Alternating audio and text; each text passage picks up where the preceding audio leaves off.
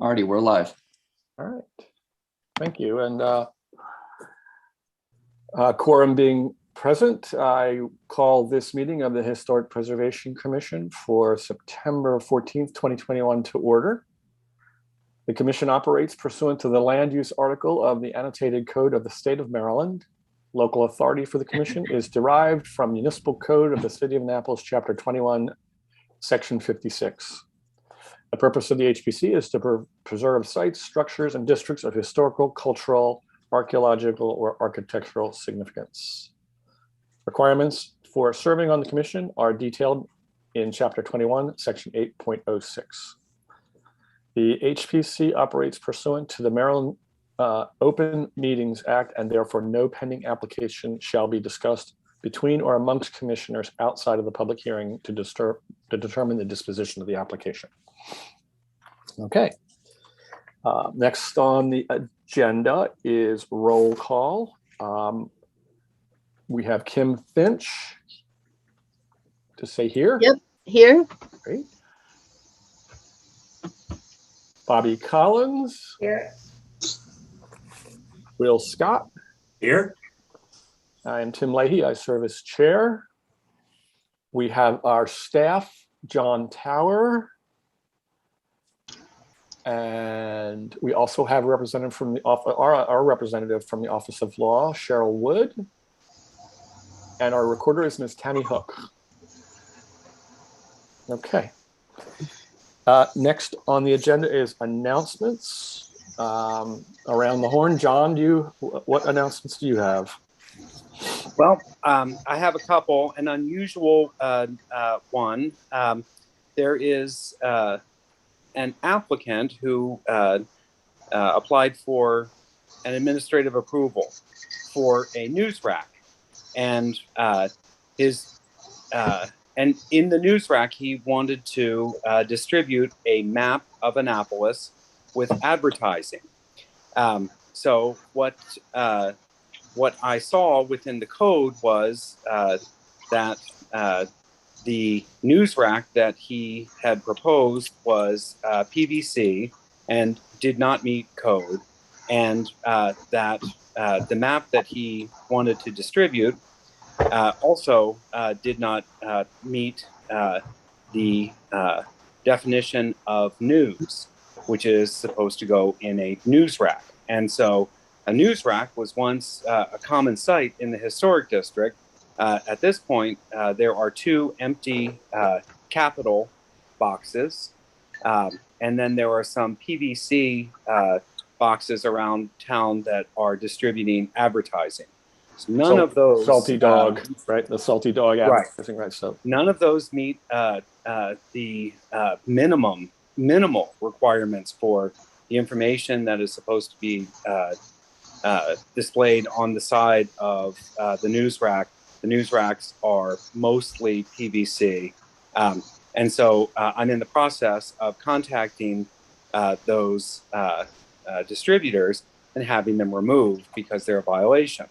However, this applicant has said that he would very much like to distribute his maps, but he's wondering if there could be an amendment made to code.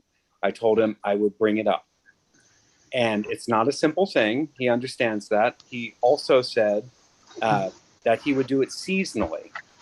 But I've talked to him many times, and we both agreed that there were other ways for him to distribute his information.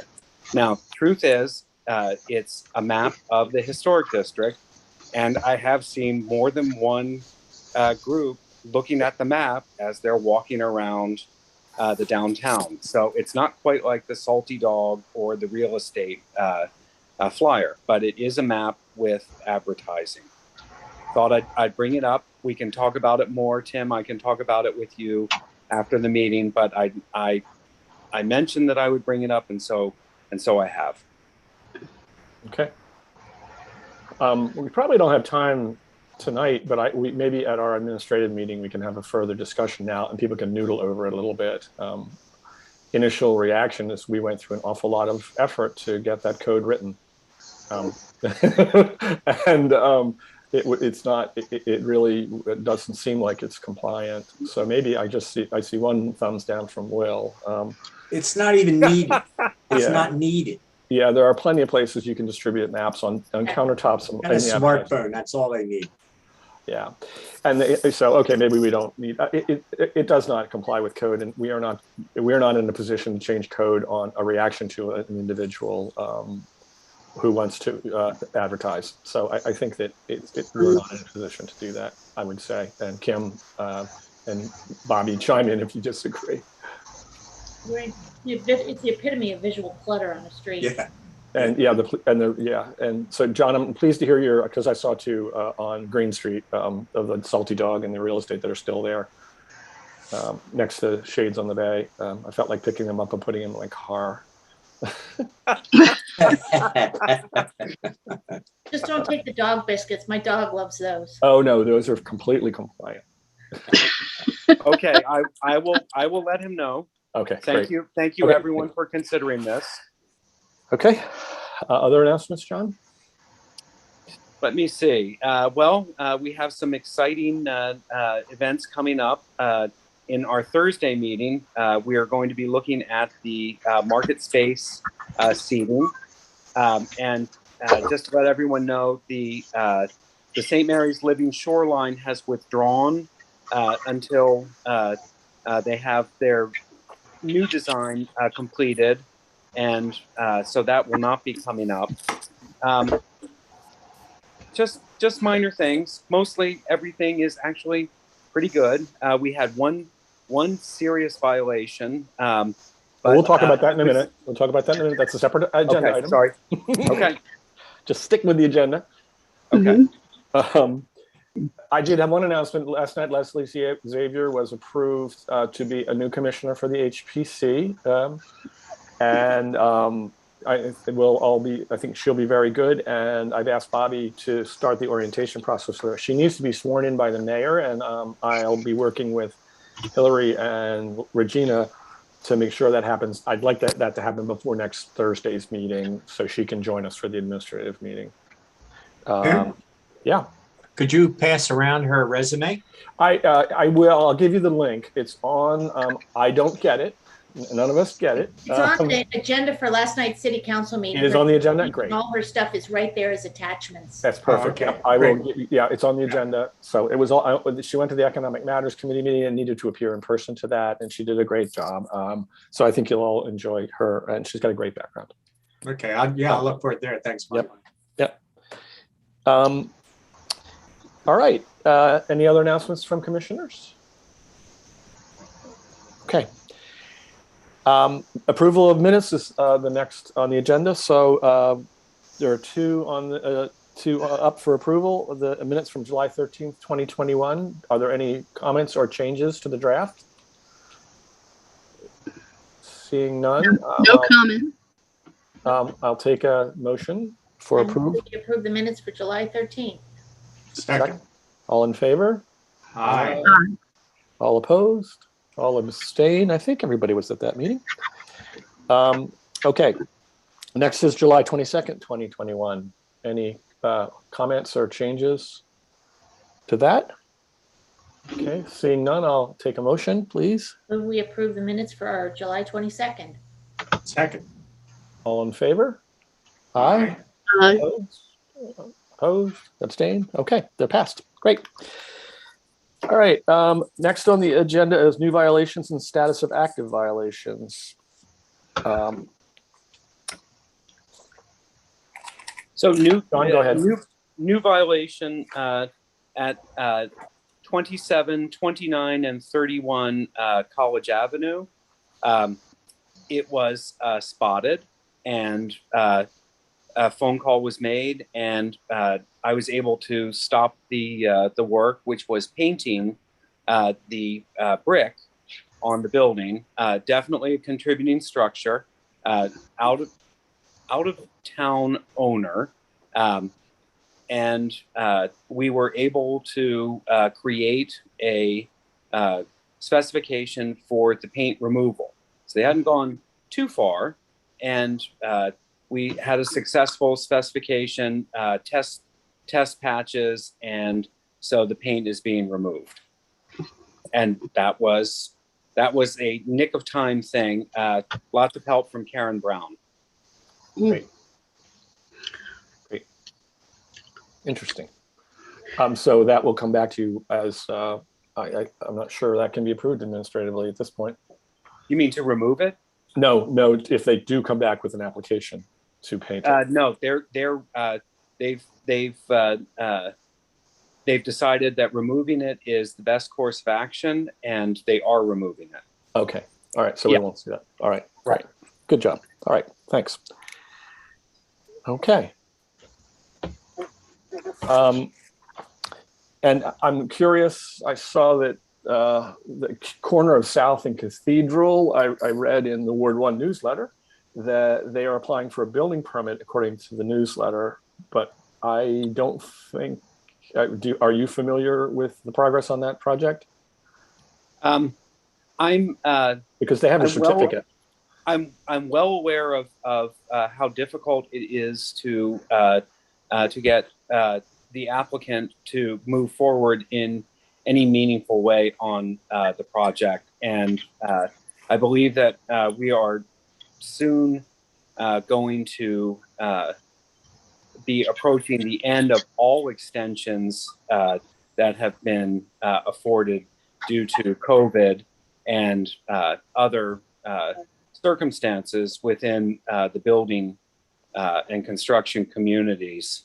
But you're not familiar with any action in terms of building permit for South and Cathedral. He has because they have our certificate of approval.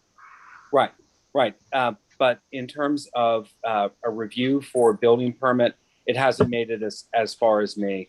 No meetings, no questions. Right. I'll look into that and I'll report on it for next Thursday. Thanks. Great. We can also put on the agenda what you just mentioned for next Thursday, the extension of 2 years. If you don't get your active work done in 2 years, technically your approval expires. But in the past, we have had a procedure where we extend that, and that occurs across all permits, not just HPC permits. So that's worthwhile having it. Point of just to clarify, that's that place where the guy had a very rundown house on the corner and wants to upgrade it. Yep. Yeah.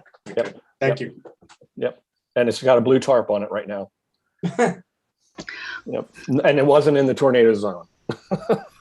So it's had a blue tarp on it for about 6 months. Yeah. Just as a point of clarification on the deadlines, we have not been tolling deadlines during COVID. Tolling is the right word. Yeah. The extent, if he's got an extension, will start at, I guess, when we're going to be done is November 1st, and then his last deadline would kick in. His last extension. Yeah. I think that's a broader discussion. Yeah, you're right. It's referred to as tolling, and we did it when the recession occurred back in 2012, 2013, when people just couldn't afford to do their projects. Okay. Next on the agenda. Tim? Yes, Bobby. Hey, I actually have a couple questions for John Tower. I took a stroll through the historic district and had a couple questions. John, what's going on with the flower box across the street from the paint project there on Maryland and King George? Well, that has been purchased by a group of Academy alumni.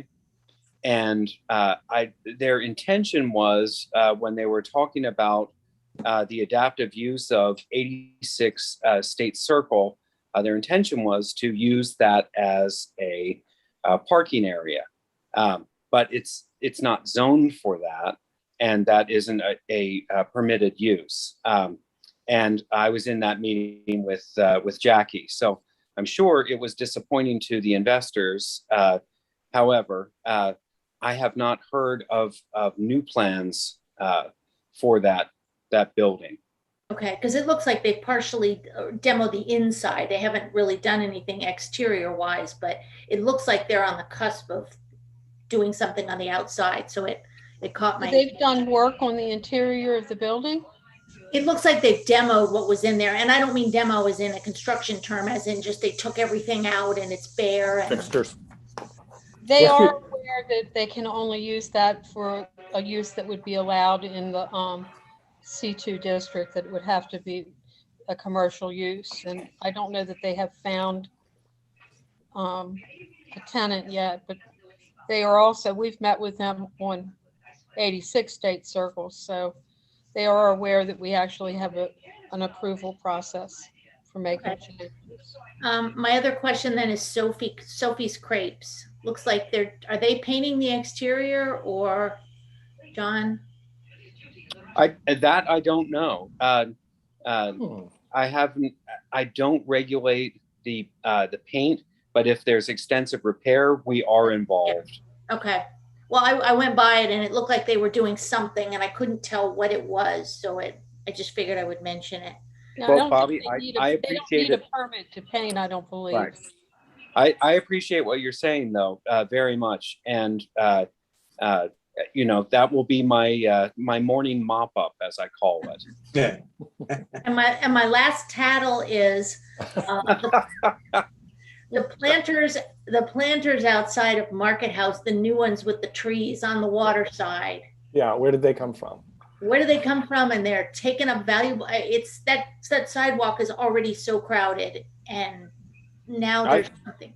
Right. I think it's time for an application for those. I agree. I mean, I saw I was going to bring the same thing up. I saw them on Saturday morning, and I said, first of all, they're not particularly. They are wooden. Yeah. But they are brand new and puzzling. Yeah. Were they approved as part of the lease agreement with the Market House and the special permissions they got during the pandemic? I don't know that. Not to my knowledge, and the lease agreement has not been signed. It was just first reader last night. Right. Okay. So, something that could be looked into. Good catch. I'll look into it. Really quick, Tim, I need to talk about the minutes. Vice Chair Collins was out on July 22nd, so okay. I changed it to Kim Finch as the move. Oh, okay, great. Thanks, Anna. Scott. Right, Thank you. Mm-hmm. Forgot about that, Bobby. Yeah. I knew I was out, but I didn't realize that mean I couldn't, you know. Yeah, well, technically, yeah, technically. Okay, that's fine. Theoretically, you could read. I missed one meeting a year, and I know. Theoretically, you could watch the minute. You could watch the meeting, and therefore, you could say that in the future, if you ever miss a meeting, you can watch it, and then you can vote on the minutes. All right. We have next on the agenda is consent docket, and then I will actually. What I'd like to do is, in case that doesn't move forward, I need to. Swear in for an oath the applicants that are listening. It's a little difficult to do without promoting everybody, but I just want you to acknowledge that we are authorized to require an oath to testify, and we do this en masse. It includes applicants, staff, members of the public who seek to enter their comments regarding applications. If you intend to testify, I need you to affirm that under the penalty of perjury, that the testimony that you give and the statements you shall make are true to the best of your information, knowledge, and belief. When we do promote you, if we do need to promote you, I will ask you again, do you agree to that oath? So I think that's the best way to handle that. Okay, next on the agenda is the consent docket. It is a procedure designed to expedite certain applications before the commission. In order to be considered for the consent docket, the applicant must have received a recommendation for approval or approval with minor conditions from all city staff and commission technical advisors. Also, there needs to be no public opposition to the application. If an applicant is approved on the consent docket, you do not need to testify further and you are free to go. But please remember, you still need to obtain the necessary permits from the city. The following applications are possibly eligible for the consent docket. 41 Randall Street, 236 Prince George Street, and 2 Church Circle. I believe each of these, Bobby, have, let me see if I can do this. Conditions, yeah. These are conditions. Okay, so on 41 Randall Street, there is a condition. And so I will read the condition, and then if we can promote who is ever here to represent 41 Randall Street so that they can acknowledge that they agree with the conditions. The conditions are that the HPC consulting architect shall undertake shovel testing in the areas of ground disturbance related to the project. And if phase 1 archaeological investigation is needed, the applicant shall engage the archaeologist and submit the consultant's report. That's number 1. And the second is a site visit with the staff to evaluate the new stucco finish blending with the existing stucco material. It needs to be scheduled. So Josh, if you could promote whoever is here. Brandon Bartlett. Yes.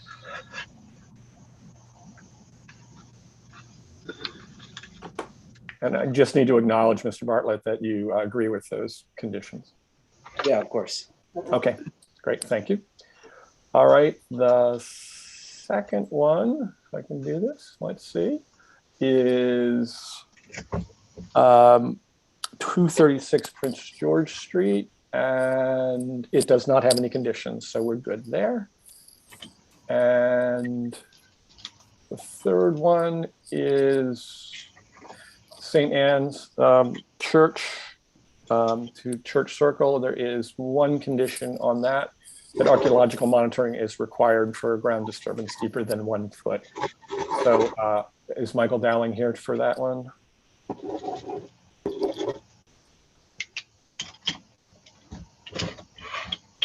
If you could promote him, Josh.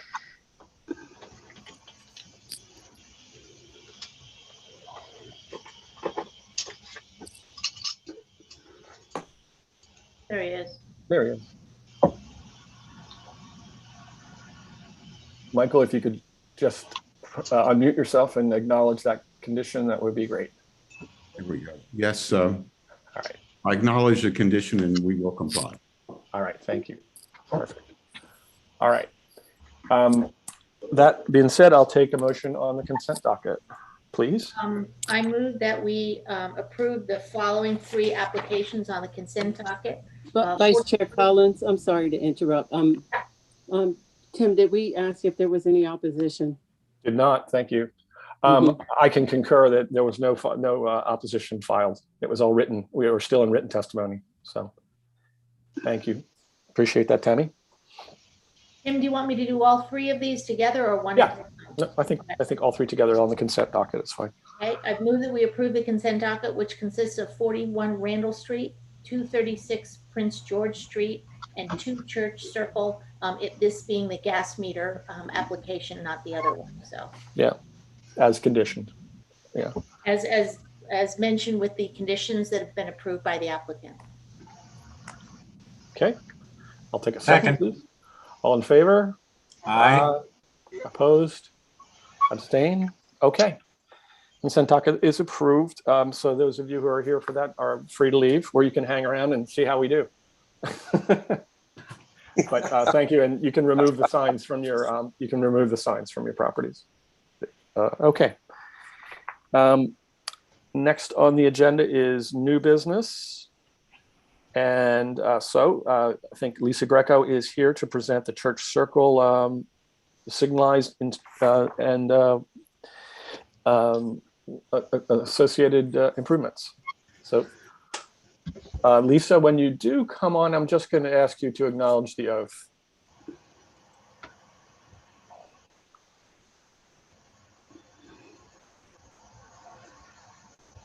Hello? Hey, Lisa. I'm here. Great. Great. Can you just acknowledge the oath that you affirmed that your testimony will be to the best of your knowledge and true to your information and knowledge and belief? Yes, I do. Okay, thank you. And next, Tammy is going to actually read our exhibits into the record. So over to Tammy. C1 would be the HPC administrative approval dated July 20th. C2 would be the staff memorandum dated September 8th. C3 is the Church Circle Traffic Signal Replacement Project PowerPoint presentation dated 7/29. And C4 is the notice of public hearing. Okay. We did get one public comment on this, Tammy. So should that be number 5? Yes, I didn't get that. Can you forward it to me, please? It's in the Dropbox now. It just got there. Do you need me to forward it to you? Nope, I'll look it up. Yep, Thank you. It's in the Dropbox. So Can you, who is it? Do you want to put it on it's from Ellie Tierney. Okay, thank you. Okay. So Lisa, over to you. We'll hear your presentation and then maybe ask clarifying questions, and then we'll hear from John Tower. Okay. Try to share my screen here. Oh.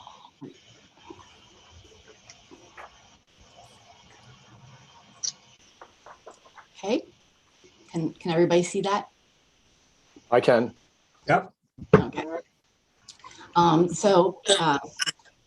here I'm Lisa Greco, and I'm with the City of Annapolis Department of Public Works, and I'm a project manager for the Church Circle Traffic Signal Replacement Project. Here's the project site, and the 4 yellow circles are the locations of the individual signalized intersections that this project will be replacing. Now I'm having, just a second. I'm not sure how to advance my screen here. Spacebar. Give me a second. Take your time.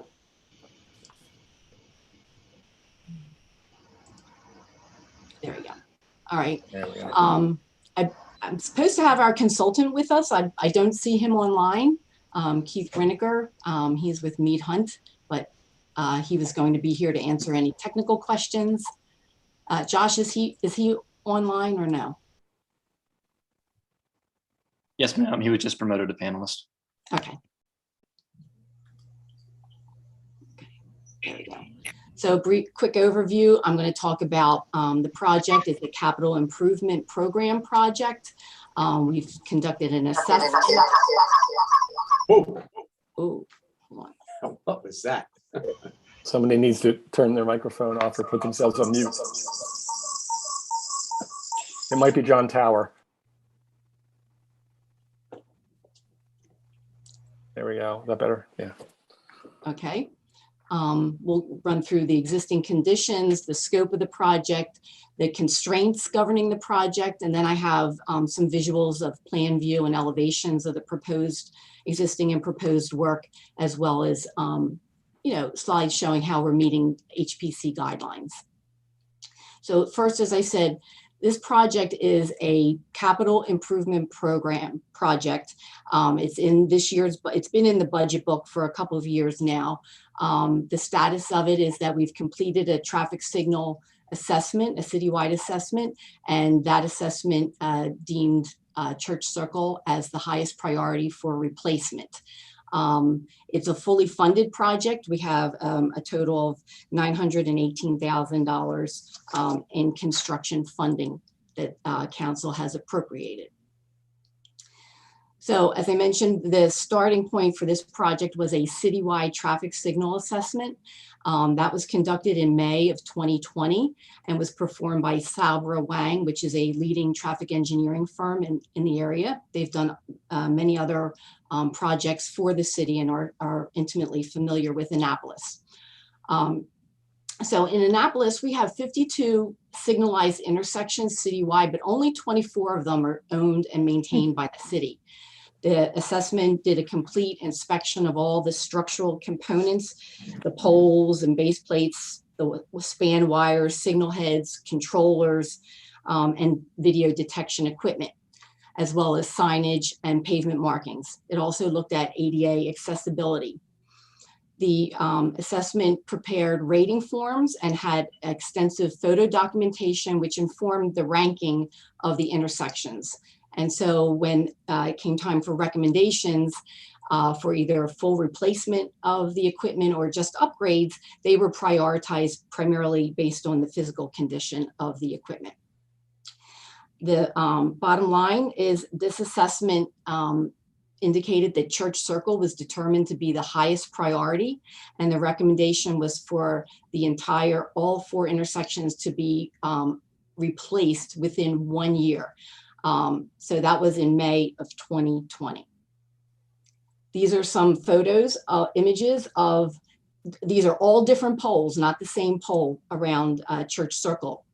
And you can see that we have significant holes. We call that section loss. There's a lot of rusting and deterioration. We call traffic signals the forgotten asset, because most people, if the lights are working, then nobody notices the other aspects of it. So this is the existing conditions that's documented in May of 2020 when the assessment, the citywide assessment was done. We also show here in the upper left corner vehicle damage. The upper right is the control box. There's not only the wiring for the traffic signals, but also street lighting comes through here.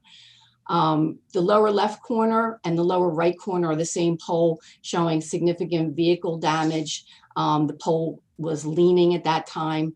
And the center photo on the bottom is of a handhole, which is a box in the ground where the wires pass through intermittently to allow for repairs.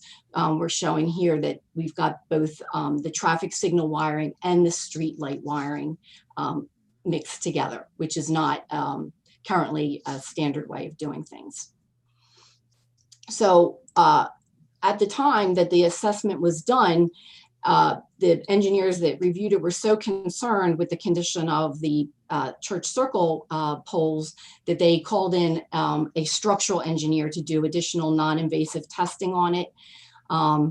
It's important to note that all the equipment, all of the poles and equipment is 16 years beyond its useful life, which is typically about 20 years. These poles were installed in 1985, replacing previously existing traffic signals. There's 18 poles total around Church Circle, and 10 of them were documented as having severe deterioration, which we saw in the photos. The wiring, as I mentioned, is mixed with the street lighting wiring, and the handholds are in poor condition with no pull in the wiring. And what we mean by that is they tried to pull the wires to see if there was any give, and there was not, indicating that possibly the conduits that they're in are crushed somewhere along the line, making it impossible to replace the wiring. So at that time in June of 2020, and when we realized that we needed to move forward quickly with the Church Circle project, we contracted with Mead Hunt. Mead Hunt is Sabra Wang. They purchased Sabra Wang. It's just they're now operating as Mead Hunt. It's the same team of engineers. And immediately in June, when we determined these severe deterioration and concerns, we immediately contacted Roberta Lehner to work with her to make her aware that this project would be coming online. We had lengthy discussions about what would be required from an HPC perspective, what our concerns were, the archaeology that would be required. As I said, we contracted with Mead Hunt in November and started design, and then we came before HPC in a pre-application in April of this year at 30% design. April of 2021 is 1 year from when the original assessment was done, and the recommendation was to have the poles replaced within 1 year because of their condition. The engineers were concerned, and they issued a subsequent technical memo in May, and further noting that the poles are structurally unsound, and these quotes are all directly out of that subsequent memo, that they're severely deteriorated, could result in catastrophic failure. And the bold and underline was also in the report, these poles should be replaced as soon as possible, and that the conditions of the handholds and the wiring preclude any use of the existing infrastructure. So just a few more photos. Upper left-hand corner is a pole from May of 2020. That pole was hit this year in April of April of this year. It was knocked down. We were able to, our DPW was able to salvage it, reinstall it, but you can see the paint's peeling, it's rusting more. There's a split in the base. On the right-hand side is a pole that was hit just last month. It was totally knocked down. It was not able to be reinstalled, and we had no replacement pole available. So this is an overview of the 18 poles, and I did a color-coded legend there to help highlight which poles are in the worst condition. So I'll start in the upper left-hand corner with pole number 1, which is just outside of what was the old post office. That actually has a replacement pole there, as does number 8 in front of the BB&T Bank, or the old Farmers Bank on the corner of West Street. Those are newer poles with T-bases, and those are the types of poles that we are recommending as replacement poles for this project. All the poles in blue are poles that are in poor condition. Some of them have, peeling paint, rusting, maybe some smaller holes. The number 3 in yellow is the one that was hit recently and is not there anymore. And then all of the red poles are the ones that are severely deteriorated. So that's 10 out of 18 total poles. I also wanted to point out, when we're looking at this, because we're going to be talking about accessibility as part of the project, Church Circle has a lot of pedestrian generators and destinations around it. We've got the Governor's Mansion. We have commercial entities such as the Coldwell Bank brokerage, which I know is currently closed. We've got restaurants. We have the Circuit Court and 2 banks. So there's a lot of pedestrian activity here, which is noted. You can see we've got crosswalks all the way around and 2 crosswalks into the center of the circle. And so it's really imperative that these poles be replaced. It was suggested or questioned as to why we needed those poles, and it's primarily to allow pedestrians to safely maneuver their way around and into the circle where St. Anne's is located. So the scope of our project is we're going to replace all 4 intersections, all the infrastructure at 4 intersections. They're individual, but they're coordinated. We're going to replace the control cabinet, the controller, and all the interior guts, the signal poles, traffic and pedestrian signal heads. That's the actual, the lenses that we look at. The indication is on top of the poles. The hand boxes, which are in the ground, all of the wiring and pavement markings. In addition, we will upgrade handicap ramps to current standards. There's handicap ramps at all of the crosswalks all the way around the circle, but we will only be upgrading those at the signalized intersections that we are reconstructing. And then we also have ADA and MUTCD compliant infrastructure that will be part of this project. That's would include detectable warning surfaces and accessible pedestrian signals, which I'll talk more about those, and I have visuals to illustrate what that is. And also, as part of the scope of work, we will have archaeological monitoring during construction for all ground disturbing activities. So some of the, this has been a difficult project in that it's a capital project. It's required due to the severe condition of the poles. And as I said, the need for the poles, we can't eliminate them due to safety issues and getting pedestrians and vehicles around the circle safely. We have constraints that we have to meet. 3 regulatory constraints, one being the federal and state traffic engineering standards. That's all summarized in the Manual on Uniform Traffic Control Devices, MUTCD. We also have to meet federal ADA accessibility regulations.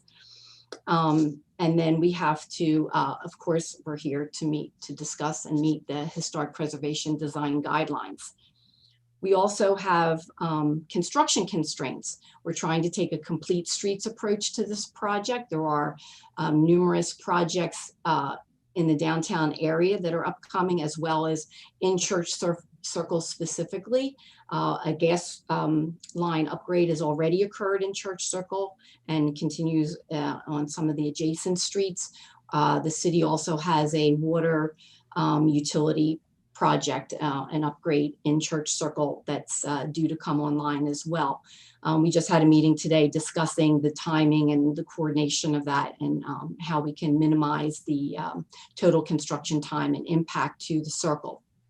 And so also for this particular project, the signal replacement project, we will, normally a contractor would come in and replace a whole intersection completely.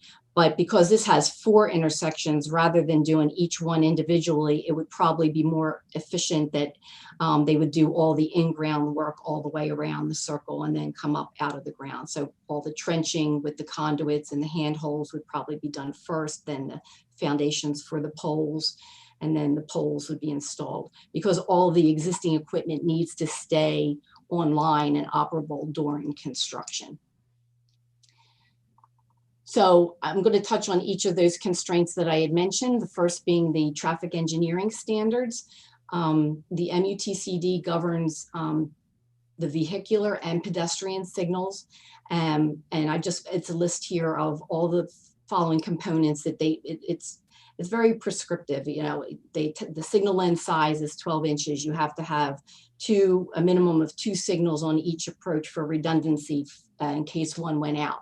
The signal pole locations, there's actually formulas of where it needs to fall within, you know, the motorist view. So the pedestrian signal size, the design and illumination. So the accessible pedestrian signals for people who are physically or visually impaired. There's the locations for those are dictated, the tones, any signage is dictated, size, colors, message, and the breakaway posts. Some of the items that aren't dictated by that are not covered in the MUTCD is signal pole color and signal pole design. And I worked closely with Roberta Lehner prior to John Tower taking over in selecting the pole style. We're proposing a tapered pole with no decorative features, and the color would be black, consistent. They're currently black, but that was all the equipment will be black, on the poles so that it will visually blend into the streetscape. That was per Roberta's recommendations. The other constraint that I talked about was ADA regulations. And this is directly from the Department of Justice. It states that Title II of the Americans with Disabilities Act requires that the state and local governments ensure that persons with disabilities have access to the pedestrian routes in the public right-of-way. So this is applicable to new construction as well as alterations to existing facilities, which is what this project falls under, an alteration. So if sidewalks exist, they're required to be accessible to and usable by persons with disabilities. And so the ADA components for this project include the curb ramps, the detectable warning surfaces, and accessible pedestrian signals. And none of those components are negotiable. So here's some illustrations of what the curb ramps entail. We have 2 types of curb ramps, perpendicular curb ramps. In the upper left-hand corner are the criteria that we have to meet. There's, for example, at the top of a ramp, you have to have a 5-foot square space for turnaround for a person in a wheelchair. Your slope of your ramp is a maximum of 8% with your side flares at 10. The width of your ramp has to be 4 feet, and the bottom is that detectable warning surface, which has to be 2 feet deep and the full width of the ramp. And this is an existing ramp on Church Circle. And so we will just, upgrade that. It will look like this, but we'll ensure that the bottom is 4 foot wide as required, that the slopes are appropriate, and we will be adding the detectable warning surfaces at the bottom. This is a second type of parallel curb ramp. We have, this is where you don't have a wide enough sidewalk to allow the ramp to slope down and have that landing area at the top of it. And so what you do is your whole sidewalk then slopes down, and the landing area and the ramp become one and the same. And we have this situation at 3 locations in this project, and they're all adjacent to existing buildings. And I'll talk a little bit about how we're going to handle that. We did do investigations during the design period of the foundations for the 3 buildings where the parallel curb ramps are located. Starting on the left, this is the building at the corner of Northwest and Church Circle. And the existing facade is actually a stucco facade that comes down and meets the existing sidewalk surface. We removed the layer of bricks in front of it and found that there was actually a gap behind the facade, and then the original brick facade was made of brick. I've consulted with John Tower on this, of how this needs to be handled in terms of that parallel ramp. So the ramp will come down, but here we don't have anything to any foundation wall to back up to. So we will need to build a back wall, a curb stop for in lieu of the foundation wall. It would be made of brick to match the sidewalk. And John had indicated that he would prefer it not be flush with the face, but stand slightly off of the face, so to indicate that it's something separate and new. The middle photograph is of the Coldwell Banker brokerage building that's on the corner of West Street and Church Circle. That's a concrete foundation, a painted concrete foundation. Again, we removed some of the bricks along the sidewalk and just found that the concrete foundation continued below grade. We proposed that the portion of the foundation that is exposed by the parallel curb ramp will just be cleaned and then painted to match. And then the third location in the far right is the brick, I believe it was a bank building at the top of Main Street. And it's currently being renovated, I believe, to be a restaurant. This building has a brick facade. We removed the sidewalk in front of that. We did uncover a sidewalk snow melt system. That's the pipes that you see there in the sand. We can see that the bricks do continue below the existing sidewalk grade. And so we would propose for those bricks to be properly hand cleaned, any mortar repairs consistent with the Secretary of Interior standards. I've talked about at the end of the curb ramps, that current ADA regulations require detectable warning surfaces. This is a current photograph of the corner of West and Church Circle, and we currently do have yellow warning pads. However, these are vinyl mats that are held down with adhesive. They're not particularly durable. They peel up. They, sometimes they come off. We're proposing to replace them with cast iron, which is a more durable material. The cast iron comes in the colors that are shown there, and the ADA regulations aren't specific in terms of the color they require. What they do state is it has to have contrast, because the purpose of these is for people who are either blind or have visual impairment. And so in terms of when you have a red brick sidewalk, in terms of a cast iron warning surface, the yellow would provide the best contrast. And that is what we're proposing for this project. One of the other ADA requirements are accessible pedestrian signals. And what they are signals for people who are both either visually impaired and or physically impaired. So like in a wheelchair. So this is an example that's we have at multiple locations around Church Circle. This, for example, could be the corner of West Street where crosswalk B is and crosswalk A is going across Church Circle. And we have ramps going in each direction. The accessible pedestrian signals have a tone to them for people who are blind, and it gives them cues. As you can see here, when you have two closely located crosswalks with ramps, the signals have to be placed on separate poles, and they have to be a minimum of 10 feet apart. There's other distances so you have an area where they can be located within 5 feet of the edge of the crosswalk, but they have to be at least 10 feet apart from each other and no more than 10 feet from the curb, back from the curb line. So these pedestrian signals consist of a sign and a button, and there will be tones that would call out when you push the button. It calls out, it tells them when to walk or not walk, for someone who's visually impaired.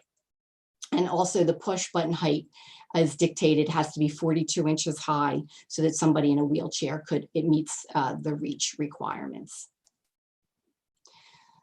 And then the historic preservation guidelines, one of the key ones is archaeology. So as I said, we're coordinating with multiple utility projects. The BG&E gas project, which started back in April, I believe, or this summer, it was done during the summer. They had a phase 1A archaeological assessment prepared by the city's on-call archaeology firm, Applied Archaeology and History. And in that assessment, it was recommended that archaeological monitoring be conducted during any ground disturbing activities.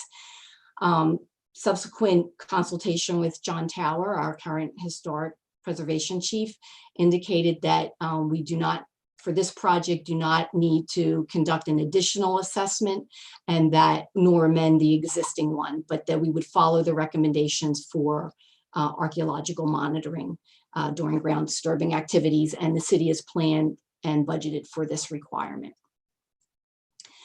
In trying to, as an engineer, try to better understand what would be acceptable ADA infrastructure in a historic district, because I recognize that Church Circle is one of the key focal points of our city and is, historically significant.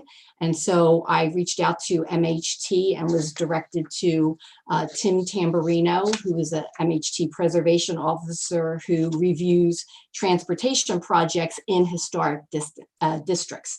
And so he gave me some ADA best practices for historically sensitive areas.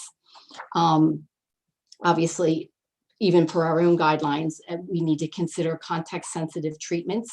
So for example, the control cabinet, which is probably the largest piece of equipment that we'll be replacing in this project, it will be a replacement in kind. The box itself is exactly the same size. Actually, we're slightly reducing, the footprint is the same, but the current control box has an additional backup battery box on the side. The new batteries are small and can fit within the cabinet itself. So we are slightly reducing the overall footprint of that. The surface of it will be stainless steel as it currently is, although Mr. Tamburino indicated that vinyl wraps or paint colors would be acceptable, but I would defer to our HPC commission as to what they would prefer for the controller. We're proposing to just do the stainless steel. That's what we have throughout the city. The ADA detectable warning surfaces, he indicated that brightly colored tactile surfaces are a commonplace feature within today's streetscape. He did note that, and it's been in our pre-app, we discussed possibly the use of pavers with truncated domes on it, but he indicated that the light colored pavers work well when the foot traffic rates are low. And given that this is a high pedestrian area, as I indicated at the beginning of the presentation, it really would not be an appropriate material for those surfaces. And so we're proposing the cast iron, as I mentioned. Grade changes. We're very cognizant of the grade changes, in particular with those parallel curb ramps. And we've already, as I indicated, have done a foundation investigation so that we can properly treat that during construction. Reuse of materials. We will reuse all of the sidewalk bricks, and any new bricks that need to be purchased would be compatible and per the type and manufacturer as approved by HPC. Co-locate. We've tried to reduce visual clutter by combining signals where possible, and our new equipment is going to match and complement the existing equipment. The poles are currently black. They will be black. We're going further to make the traffic signal heads all black as well. We're removing redundant equipment. We were able to eliminate some of the traffic signal poles by either combining them with adjacent pedestrian signal poles or just removing them altogether because they were not needed. We met the minimum 2 signals per approach, and so we were able to eliminate a pole that way. And then he indicated to plan for the future, that our material choices for this project should take into account future projects. As I mentioned at the beginning, we've done a citywide assessment, and I will say all of our signalized equipment is of the vintage of 25 to 30 years old. It's all going to need to be replaced, and there are multiple, I think there's 5 intersections within the historic district that will need to be replaced. So we've made selections so that in the future those selections could be applied to other areas in the historic district. This slide I thought would be a little bit helpful to show the scale of things. So it's starting in the middle. This is the height of our existing light poles as exist around Church Circle. And this is the height of the newer signal poles as well. I also show it here with a pedestrian signal attached to indicate that you need 7 foot of clearance underneath of that. That's an ADA requirement. And also to show the required height of the accessible pedestrian signal push button is at 42 inches relative to a person. And our pedestrian signals are shorter than the street lights and the traffic signals. Now, one new piece of equipment that will be introduced as part of this project are the 3 push button pedestals. They're standalone pedestals, and these are required at the 3 locations where we have 2 crosswalks that come together, as I illustrated before, and they need to be 10 feet apart from each other. You can have, and I'll show you an example at West Street where we've mounted one of them on the pedestrian pole. We've consolidated, but the pole, the push button to go across Church Circle is one of these new standalone pedestal poles. So I'm going to go through a series of plan views and elevations. So this is the existing intersection of Northwest and Church Circle, and I took to heart your suggestion about some color-coded, preparing legend and some color-coded icons to help better understand what is there. Let me just back up one thing. I'll just step through. So this is what we call a combination pole. A combination pole could have the traffic signal indication and a pedestrian signal on it. As we currently don't have any push buttons, that would be an existing combination pole. In our proposed project, a combination pole could also have a push button on it as well. A pedestrian ped signal pole is just a pole that has just the pedestrian signal on top. And then this will be, we're calling a push button pedestal pole. So in plan view, the green C is our combination pole, could be the traffic signal and pedestrian signal. on both sides of the crosswalk. And then here is just a standalone traffic signal. This is the one that's been knocked down and no longer exists. And then this was the one on the inner circle that got knocked down, but we were able to salvage, but is in very bad condition. So going forward, I'm going to show, so I didn't show in the existing, well, you can see there's ramps here. So we have existing curb ramps and crosswalks. And so in our project, this is what we're proposing. The crosswalks remain exactly where they are. At this location is one of the, also a parallel curb ramp, but we don't have a building. We're not up against the building there. So there'll just be a backstop made of the brick as well. This was the building at the corner with the gray stucco facade. And this shows that the ramp will come down and then you can cross. We'll have a combination pole here. On this side, we're going to have one of the new push buttons because currently there's one signal pole here that has the traffic signal and the pedestrian signal to cross this crosswalk. But now that we have to upgrade and meet ADA regulations, we need to push an accessible signal button for this crosswalk as well on this side. And we can't mount both of them on this single pole. So this introduces one new pole here. Here we've combined is a traffic signal pole and a pedestrian signal, as well as a push button on this side. And then this pole here is just a traffic signal pole. And here's an elevation then, looking at the approach from Church Circle. And so this is the existing condition. And so I just wanted to point out a few different things here. First, note the bases. They're all a little bit different. Some are raised. This one's flush. This is the pole that got hit and it no longer exists. Notice that the traffic signal heads currently have yellow backings, but the visors are black. In our proposed, they'll all be black, and I have that. I'll be showing that in the next slide. So this is now our proposed. So you can see what's changed is the signal pole is going to move slightly over. It can't be built in its existing place because all of the signals need to remain operable during construction. So we will be building it immediately adjacent. And once all the new signals are up, the old and operational, then all the old poles will be removed. Here you can see we have uniform bases. This is the T base for all the poles, and we have two poles currently on that are newer poles that have been replaced due to be knockdowns over the years. So this type of pole is existing already on Church Circle. This will make all the poles uniform. As I mentioned, we're going to make all the traffic signal heads black, the casing and the visors, so we don't have that yellow and black. We have the pedestrian signal, which was there. All the existing signage will carry forward, all the vehicular signage. And then we have the addition of the push buttons, the accessible pedestrian push buttons.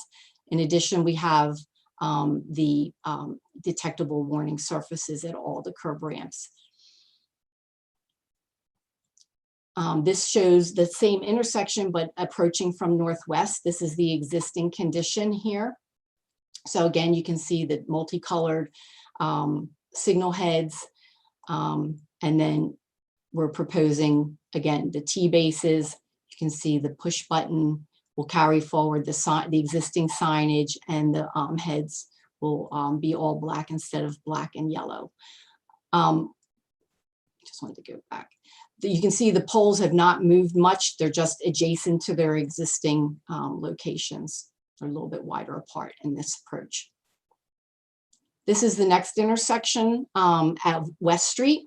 So our existing condition here, we have two crosswalks. So we have two ramps that are close together in that example that I showed you. Currently, there's just a pedestrian signal on this side, and this pole is a combination pole that has the traffic signal head on top facing traffic on Church Circle, as well as a pedestrian signal for the crosswalk here. This is a combination pole, and this is a standalone traffic signal of one of the new pole types. Also, there are two poles, two traffic signals close together that are directly in front of the drivers on the approach on West Street. This is one I'm going to show you, is one of the poles that we're eliminating. We were able to take that second traffic signal pole that was here and combine it with the standalone pedestrian signal pole here to make a combination pole. And we're also going to add the APS push button to that pole as well. On this side, we have this, we used to have a traffic signal pole here where we've eliminated that. We just need a pedestrian signal that will be facing pedestrians coming across the street. That will have a push button on it, but we also need to introduce a new pole, one of the short pedestrian push button poles here that, as required by ADA regulations, they have to be 10 foot apart so that visually impaired persons can distinguish which crosswalk they would be crossing. On this side, we have a combination pole. It was an existing combination pole, and then an existing traffic signal pole in front of Farmers Bank. Also, this is an existing tree grate, and I failed to point out in the previous slide, I'm sorry. This is the existing control box here, and then we are basically in the new, we're just going to build it immediately adjacent to it. And then once everything's cut over, the old box will get removed. So this is a elevation, and at the time that the photo was taken, that pole had been knocked down as well. But as I had mentioned, there was two traffic signal poles directly in front of you on the West Street approach. It's missing in this photograph, but we've eliminated it anyway. It's been replaced since the photo was taken, but we will be eliminating it as part of this project and combining it with the adjacent pedestrian signal to its left. As you can see on the corner in front of the Coldwell Banker Brokerage, we have a traffic signal pole here. That pole will be eliminated and replaced just with a pedestrian pole that was redundant for, it was not needed for signal on the Church Circle approach. I also want to point out here again, we have different bases. This pole on the right-hand side of West Street is the T-base that we're proposing. You can see in this image, we've got the yellow back housing. We've got circular visors here. We have square visors here. It's just a hodgepodge of infrastructure. And I think that this project will greatly improve the aesthetics, making it all uniform. Here's the proposed view. So as you can see, we had a traffic signal next to the one-way sign here. It's now been combined with the pedestrian signal to its left. All of the signal pole bases are the T-base. Those are a requirement of SHA. They're a breakaway base. And one thing we noticed in the assessment, the initial assessment that was done, many of the poles were deteriorated on three sides, but not the street side. Initially, we thought it might be due to the salt, you know, they put down when it snows, but we believe it is due to pet urine because it's all the sidewalk side that are really deteriorated and rusted through. These new two T-bases raise that connection point and the breakaway point for the pole a little bit higher and preserves the anchor bolts that are housed underneath. You can see over here, so we had a large full-size traffic signal pole on the corner. Now we're just going to have a shorter pedestrian pole with that push button, accessible pedestrian signal button, and then a new short pole over on Church Circle for the crosswalk going across to St. Anne's. This is the intersection of Church Circle and Duke of Gloucester and Main Street. And this is the existing condition. We've got combination poles at most of the corners. It has both the traffic signal head on top and a pedestrian signal as well. This is the proposed condition. if you recall, we used to have a combination pole here in front of Bank of America. Now there'll be just a traffic signal pole. We're going to move it a little bit further forward so it no longer works for the pedestrians. It really wasn't properly located for the pedestrian signal to begin with, but we'll put a pedestrian pole adjacent to the crosswalk with the push button on it. And then on the island in front of Maryland Inn, we'll have a combination pole there with the traffic signal, pedestrian signal, and the accessible push button. Going to the crosswalk across Church Circle, we'll have combination poles on either side with a traffic signal, a pedestrian signal, as well as the push buttons. And because we have another crosswalk nearby, we need that 10-foot separation. We'll have a push button pole here. The pedestrian signal for the crosswalk across Main Street will be mounted on the adjacent combination pole. And then in front of the old Annapolis Banking and Trust building, we will have one of those new shorter pedestrian push button poles. We'll have a combination pole here that has a traffic signal, but we've eliminated the redundant traffic signal pole that was adjacent to it. It was not needed. So here we can see it now in elevation. This is the existing signals, and you'll see we have 7 traffic signals going around on this approach. In the proposed condition, again, we're unifying all the signal poles. All the housing is black. We've eliminated the additional redundant pole that was in front of the Annapolis Bank building, and we'll pull forward this traffic signal pole. What's around the corner is a new pedestrian pole. And this is, in here is those smaller push button poles that are required because on this island, you actually have 3 different points where you have accessible push buttons. So we needed this standalone because the pedestrian signal for the Main Street crosswalk as well as the Church Circle crosswalk is all mounted on this one single pole that is doing double duty. We got multiple traffic signal heads on it as well as multiple pedestrian signal heads. And then this is a view from Main Street. This is the existing view. And then notice then this would be the approach with the new all black housing, the T-base poles, the new detectable warning. And again, here are the 2 small accessible pedestrian signal poles that are required to meet the ADA regulations. So I've really tried to do my due diligence, and I've thoroughly gone through the preservation guidelines and looked at, pulled out the ones that I thought were applicable to this project. Certainly we recognize that Church Circle is the focal point of the downtown, and so yeah, it's a primary focal point. And so to that end, this project, we've tried to maintain the human scale of the streetscape while meeting the engineering standards and ADA regulations. We've preserved and enhanced the historic streetscape, I believe, by unifying and making consistent the poles, the bases, the housing, making it a uniform black color. All of the hardware will be black, the hardware to mount the signs. And on the, I failed to point it out, but on the West Street approach, as you look at St. Anne's, we eliminated that that standalone traffic signal, which then opened up the view to St. Anne's. In terms of landscape design and materials, we're going to salvage all the existing bricks and granite curbs. And regarding topographical features, we're preserving the existing pedestrian routes, but we're just bringing the ramps up to code.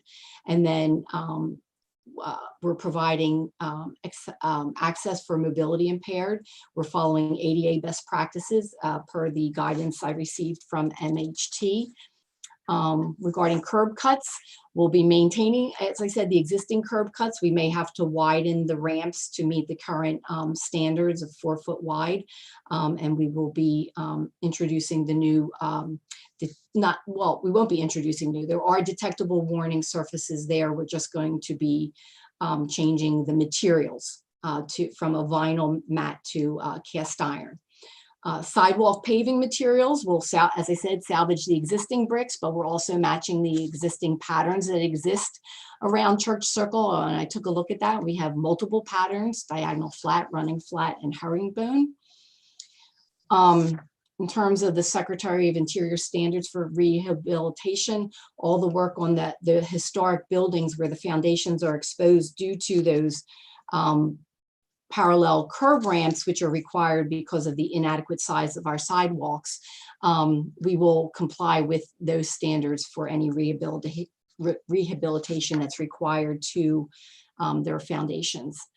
In terms of exterior colors, the one foundation was made of concrete, and we propose to paint it to match the existing color. And then in terms of the colors of the new infrastructure, as I've been repeating over and over, everything will be black so that it blends into the streetscape, and it'll be uniform. And in terms of the control cabinet, we're proposing to use a stainless steel cabinet as currently exists. D28 is use of contemporary materials. We'd like to replace the existing vinyl detectable warning mats with the cast iron surfaces, as I mentioned, for durability and appearance. And then signage, we'll be maintaining all the existing signage, street name signage, and vehicular signage. And then, as I mentioned, we will follow the guidelines of archaeological monitoring for all ground disturbing activities. So I just want to, this is one final visual, again, just pointing out a few things. The existing scale, we have our street light here. This is an existing pole. This is an existing pole, but this is the type of pole that we're proposing all the poles will look like. They'll have the T-base. It'll be a tapered black pole. You can see here the yellow and black housing. It'll all be black. We currently have square shaped visors. We have round visors. They'll all be a uniform round visor. All of the street name signs will remain as they are. And we have the yellow warning mats, but we'll be updating them with cast iron mats instead. So I feel that this, we feel that we've worked to try to meet HPC's concerns and the guidelines by reducing the number of traffic signal poles, by combining some poles and removing 2 redundant poles. We've provided standard T-base poles, bases.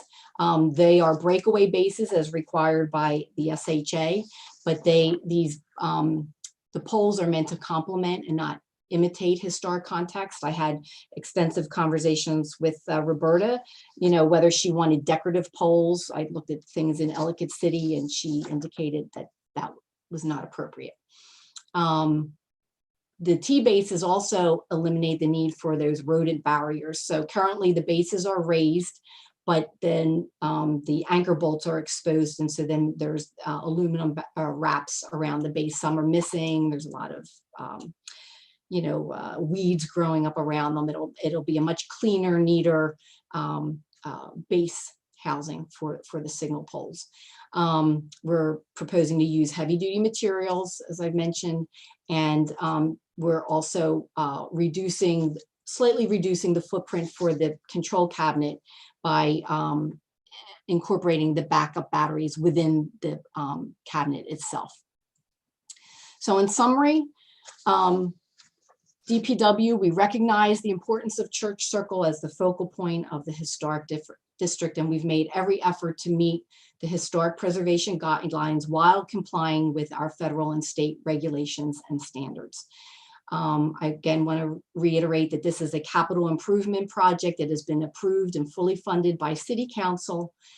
And as part of that project, it was the assessment and the subsequent memo where we've documented that Church Circle is of the highest priority due to the severe structural deficiencies.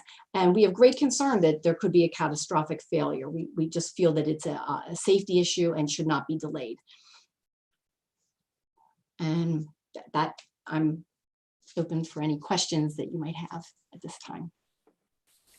Okay, well, Lisa, I really want to thank you for the thoroughness of your presentation and the progress that you've made with a lot of effort. I really want to acknowledge that. I truly want to, because particularly our challenge this last time were understanding what we were looking at. Yes. And you obviously spent a lot of time in the presentation, the PowerPoint, and also in the application. Pages 69 through 90 are all of those simplified drawings with the color-coded legends. So that, in terms of the combination poles, the traffic signals, etc., I feel at least like it made tremendous strides forward. I do have a few questions to drill down into in terms of the application, but other commissioners, any questions jump into your mind?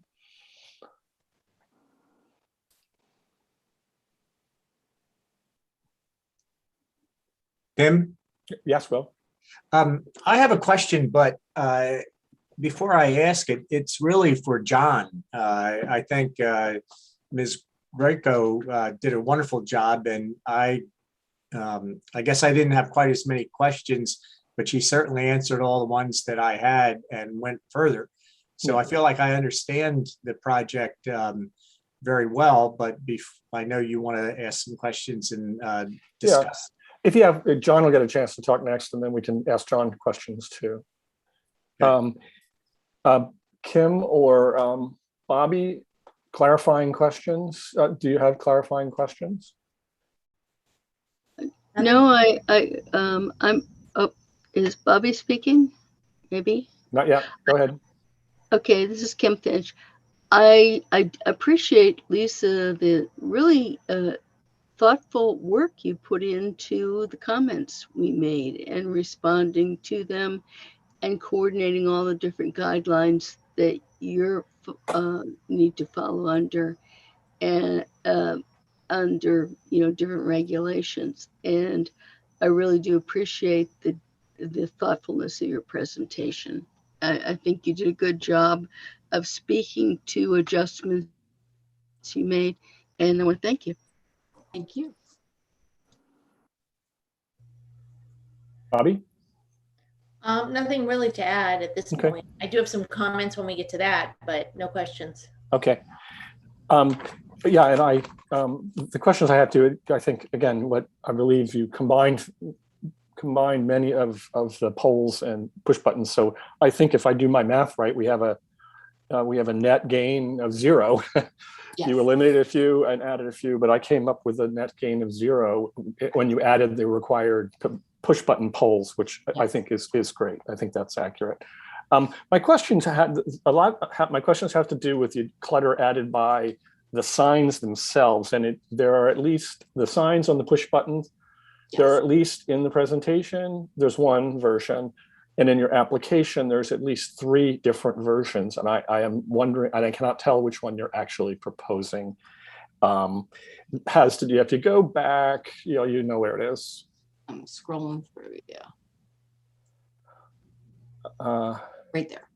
Right This there. Yes, that what's there is what's being prepared, will be put on. Okay, that's great, because that is the smallest one. But if you do look in your construction drawings, on very late in the construction drawing, I'll have the page number in front of me. Maybe on pages 223 and 224 of your application, on the construction drawings, or the 90% construction drawings, that is not the one that's presented. Okay. It is the one that has the street name sign below this. So this is the most desired one because it's the most compact. Yes, yes. So if you wouldn't mind changing those, confirming, you've confirmed it verbally, okay. I believe you, but it is not what's in your construction drawings. I will check that. And Yeah, Hey, Lisa, the one there on the screen doesn't have the Braille, exactly. but we proposed the Braille. That's the key difference. It's got Oh. a street name and a Braille thing on it. Oh, And okay. it adds a good 12 inches to this design. Okay, Keith, is the Braille sign required as well, since we have audible tones and audible messages with these? I say the METCD notice of proposed rulemaking considers it a should condition. So I'm very certain you have visually impaired pedestrians there with all the tourists.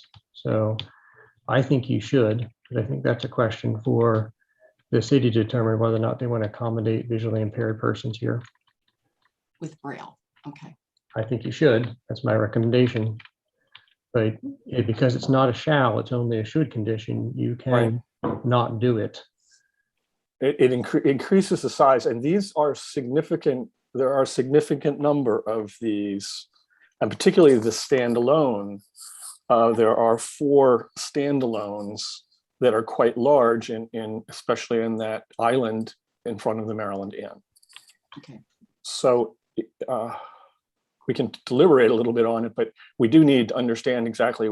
There's an inconsistency right now in the proposal, and it's obvious that the smaller one is more visually, less visually intrusive. Okay. So I will make a note of that comment. I think I would feel that I need to check with our law office as to what they would, given that the engineering standards, as Keith noted, is a should. Yeah. See what the law office feels is appropriate or needed. And well, Lisa, for your information, Maryland State Highway went through this exercise about 15 years ago, and this is where they landed. So what's on the plans, not what's on the screen. okay. well, we can talk about that in our deliberations and decide if that should be a condition that we ask for approval. Okay. And I think you clarified the cheek wall you referred to, which might be necessary, is actually the base of the building where at the corner of Northwest and Church Circle is. You need to build a small wall. Yes. Okay. Then the control cabinet you mentioned, right now you're proposing stainless steel, but you would consider, if we were to recommend a wrap or something, that you would leave that to us to make a recommendation. Yes. Okay. And then can I just make a comment, just from a DPW perspective? Our budgets are very tight, and so that would be an additional cost. But maybe we can get Arts and Public Places to fund it. Yes, that would be a great option. Okay, so that's it for clarifying. So actually, I have one more clarifying question. Will you go back to the photographs, the elevation photographs of proposed? Let's see, go. Which intersection? That next, the proposed for this one. Okay. Sorry, there we go. There we go. You see the yellow landing strips there? Yes. They appear to be 1 inch, about 1 foot wide. That's not consistent with the construction drawings. No, they're 2 foot. They're supposed to be two foot deep and the full width of the ramp. And 4 feet is required. Yes. In your drawings, they are 5 feet and 5 by 3, I would say. I think 4 is minimum, 5 is preferred. And so 4 is minimum. Okay, I just want to be clear. This doesn't appear to reflect that scale to me in this. Okay. So I will just say that looks like about 1 foot. But we'll talk further about that in our deliberations and other further questions. But I'm not sure this is an accurate depiction. But okay, those are my questions. Other thoughts? Clarifying? Okay. John Tower, will you present your staff report? Well, staff reviewed this project, and it's a culturally significant area. I think everyone's in agreement, and we believe that Department of Public Works and Lisa have have worked very hard to try to work within the guidelines. And that is a difficult thing to do when you have requirements that are in many ways opposed to maintaining a historic landscape. So the changes to the parallel pedestrian ramps, the pedestrian notification devices, the pedestrian signals, and so on, all of that creates clutter and intrusion within the streetscape. However, it's an engineering requirement, a public safety requirement, and an ADA requirement. So I understand that you have done what I think is a very good job with creating what, and of course there are going to be deliberations, but the least intrusive approach, especially with regard to the traffic signals. I will be working with you on the building base modifications wherever they're required, and those will be requested as administrative approvals. And so I will be directly involved with you on that. The one area that I thought there might be some improvement would be with regard to the warning pads at the curbs. And we have guideline C11, which states that new paving should match adjacent material and color as closely as possible. That is one of the very few guidelines that is directly related to color. And I saw that there were a number of other color choices that were available with the cast iron pedestrian warning signals. And I was hoping that we could explore that. I'd like to make that a condition of the approval here, because I have one poorly written condition, approval of pedestrian notification materials, and it should be by the commission. So that's one. And then moving forward, I do want to say to the commissioners that I walked the historic district with Lisa. I also met Lisa when they were doing their exploration, and I have measured the parallel ADA ramps for exposure at foundation level, and the maximum is about 3 inches, and which is about the width of a brick, yeah, or the thickness of a brick. Yep. And it's not desirable, but it's a requirement, and tapers to 0 inches over 3 feet. So it's minimally intrusive. In terms of the number of poles, I think it's remarkable that we have a net gain of 0. And that's something that I think we can all agree is a good thing. So why don't I turn it over to commissioners to deliberate? Yeah, I think Will had a question for you, John. Oh, okay. John, I think that your report covered my concern, but I just want to be sure that I've gotten it right. And my question is, since you have worked closely and been very thorough and attentive as usual and worked with the Public Works, is there anything that you haven't mentioned that you think there is wiggle room in the ADA and other legal requirements that could be changed to make it more compatible with the historic district? Anything at all? Well, I have to say, I think Lisa has been very thoughtful in her color choices. We also have with the pedestrian notification poles, they're of a minimal height, very human scale. They're not prominently placed in the streetscape. The signage is a concern, and Tim brought that up.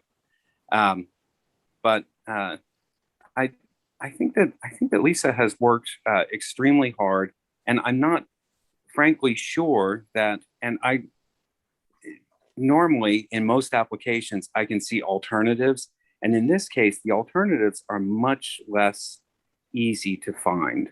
Oh, well, could we move it over this way one foot, or this way 1 foot?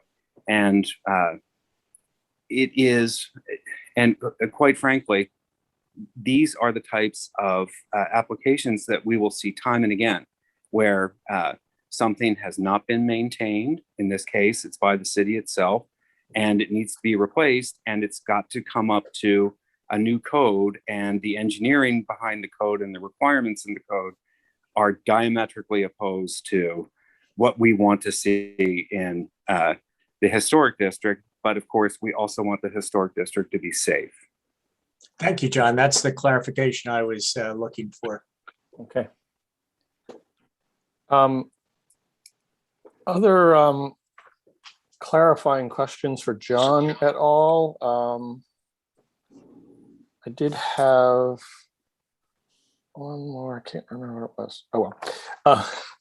Thought I had one more clarifying question for Lisa too, but at any rate, before we deliberate, we would generally ask for public comment in public. Now, we don't have that, but we do have one comment from Alderwoman Ellie Tierney, which I'll read into the record. It came in today.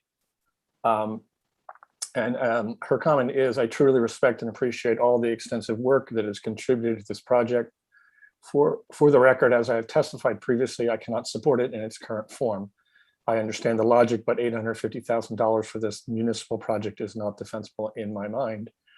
When we have other infrastructure priorities in the city, I support rectifying unsafe situations and optimizing the existing equipment within reasonable measures. We have other intersections that need to be addressed, and we need to review a re-review of the traffic patterns, specifically as the new garage is built. Are we sure this is the most efficient placement of the traffic signals? Regardless, in spite of my position, I know it will continue, and I hope that the DPW works collaboratively with HPC on being sensitive to the fact that this is the most historical circle in the district. I trust that they will. Respectfully, Alderwoman Ellie Tierney. Okay. We did not receive any other public testimony. All right. Therefore, I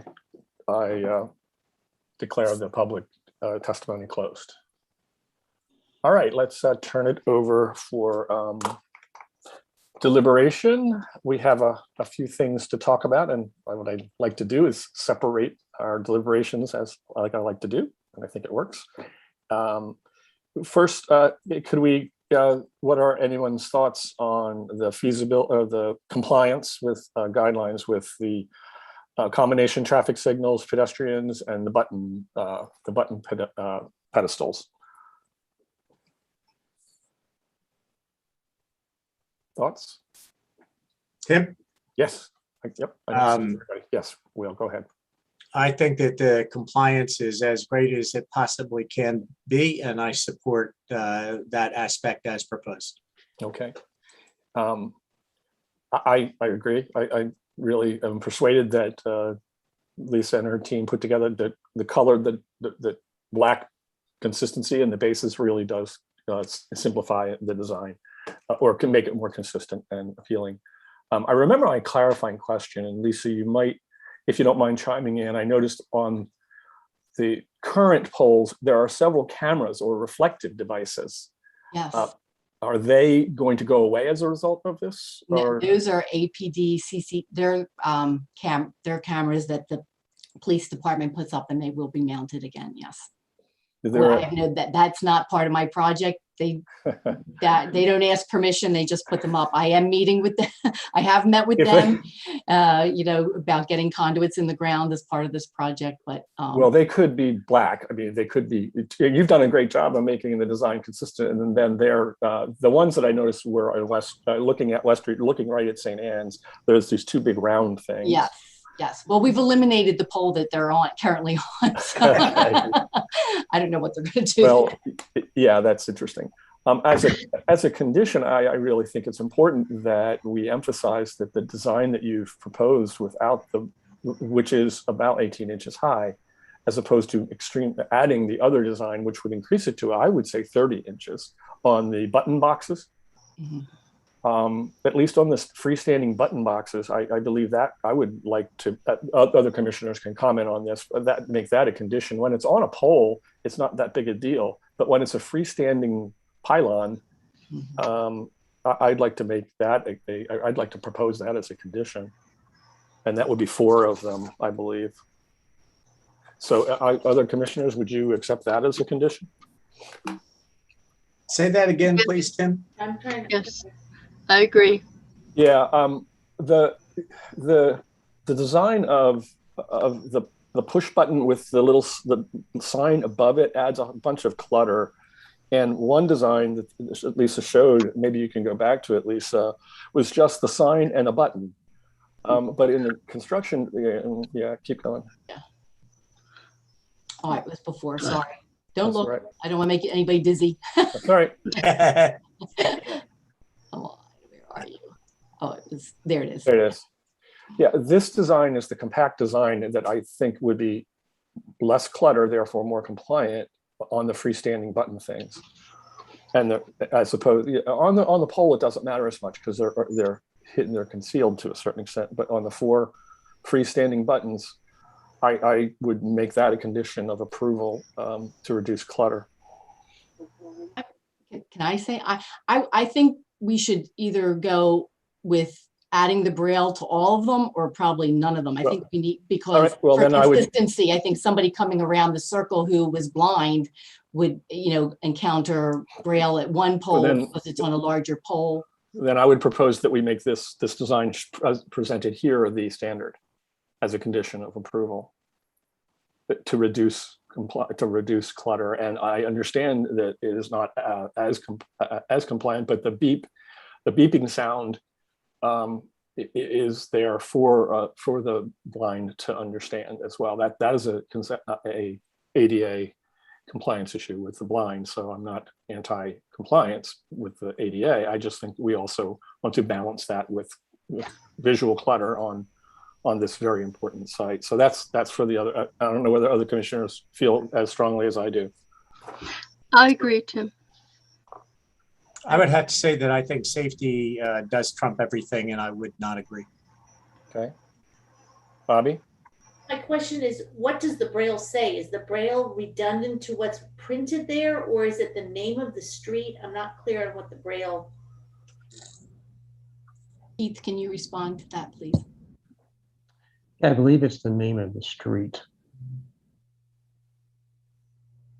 I mean, that doesn't really provide safety in my opinion. So I would. Some visually impaired people don't exactly know where they are, especially when you have 2 crosswalks at the same corner. And it can be difficult to figure out which crosswalk that you want to cross without the Braille there. So you could get really lost and confused. And that's why the street name is important. Tim, you're saying it adds 12 inches to have the street name in Braille? By my drawing, by my reading of the existing drawing, it's at least 12 inches for that component of this device, maybe even more. So it goes from about 18 inches high to more than 30 inches. Wow. So I mean, I agree with Will that safety is important. I just wish there was some happy medium that we could, because I'm always going to be in favor of reducing clutter and having signs as small as possible, but I don't want to be responsible for some visually impaired visitor not being able to get where they want to get. Well, how do you feel about my halfway point of only worrying about it in 4 locations rather than others? I mean, if they're somewhere and they can't get the information they need, knowing that it's in 4 other locations doesn't really help them. Well, there'd be the street names where they would be at Main Street and the Circle, and then the other 2, the other one is over at Northwest Street, where there's another, I believe, another button adjacent. But I understand. I'm just trying to bring this into compliance with our regulations, our code.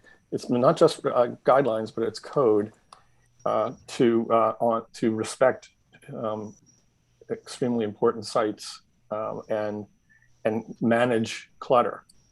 So I think there's a balance that can be reached here.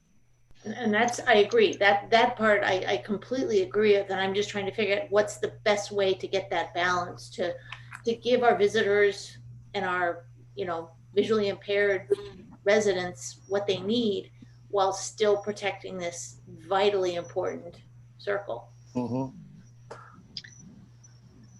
Well, Tim, I have to say I've been a bit out of touch with it, but for various reasons, but how are most people who are blind being guided through new environments at this point?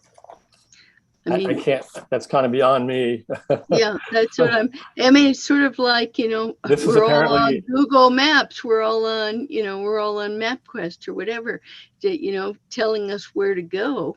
There must be some major focus of what they are working with and counting on, and knows the best way is the best guidance. Well, in my opinion, we're depending on the city and their experts to provide an application for us. We're not. So what we're really just looking at is the application in front of us.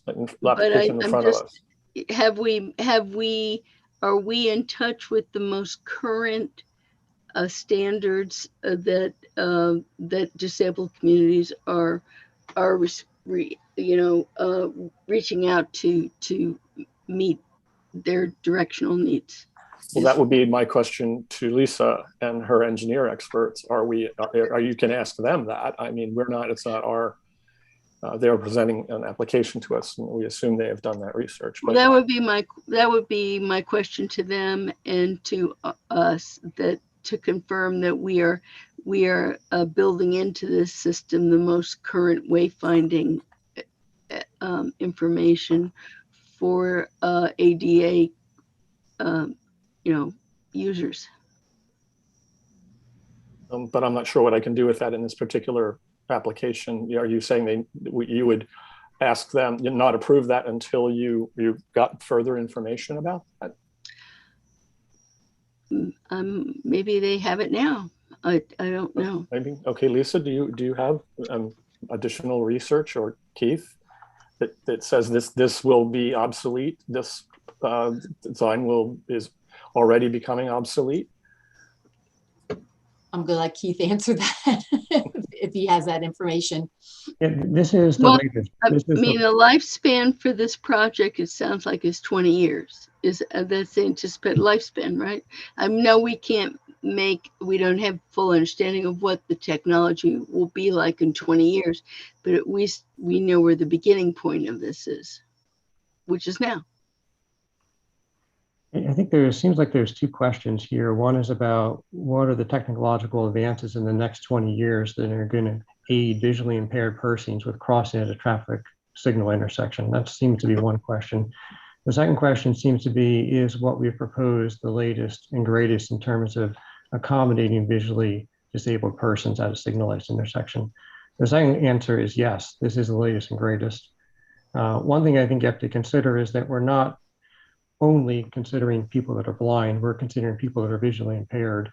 And so if you take a look at visually impaired people can generally see objects.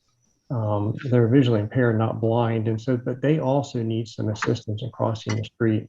Sure. So it's not just the blind community that we're talking about.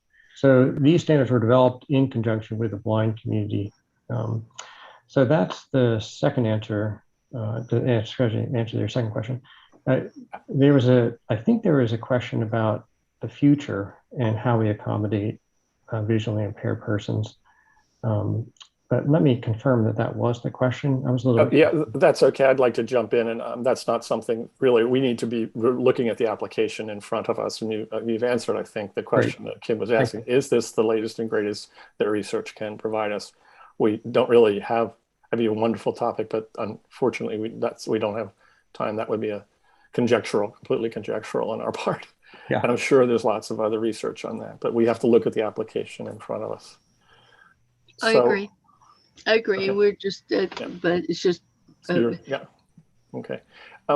So we're still back to, we have within this application 2 designs, and we have to either continue this until they give us the design that is definitive, or define or make it a condition in this application, and then we can move forward.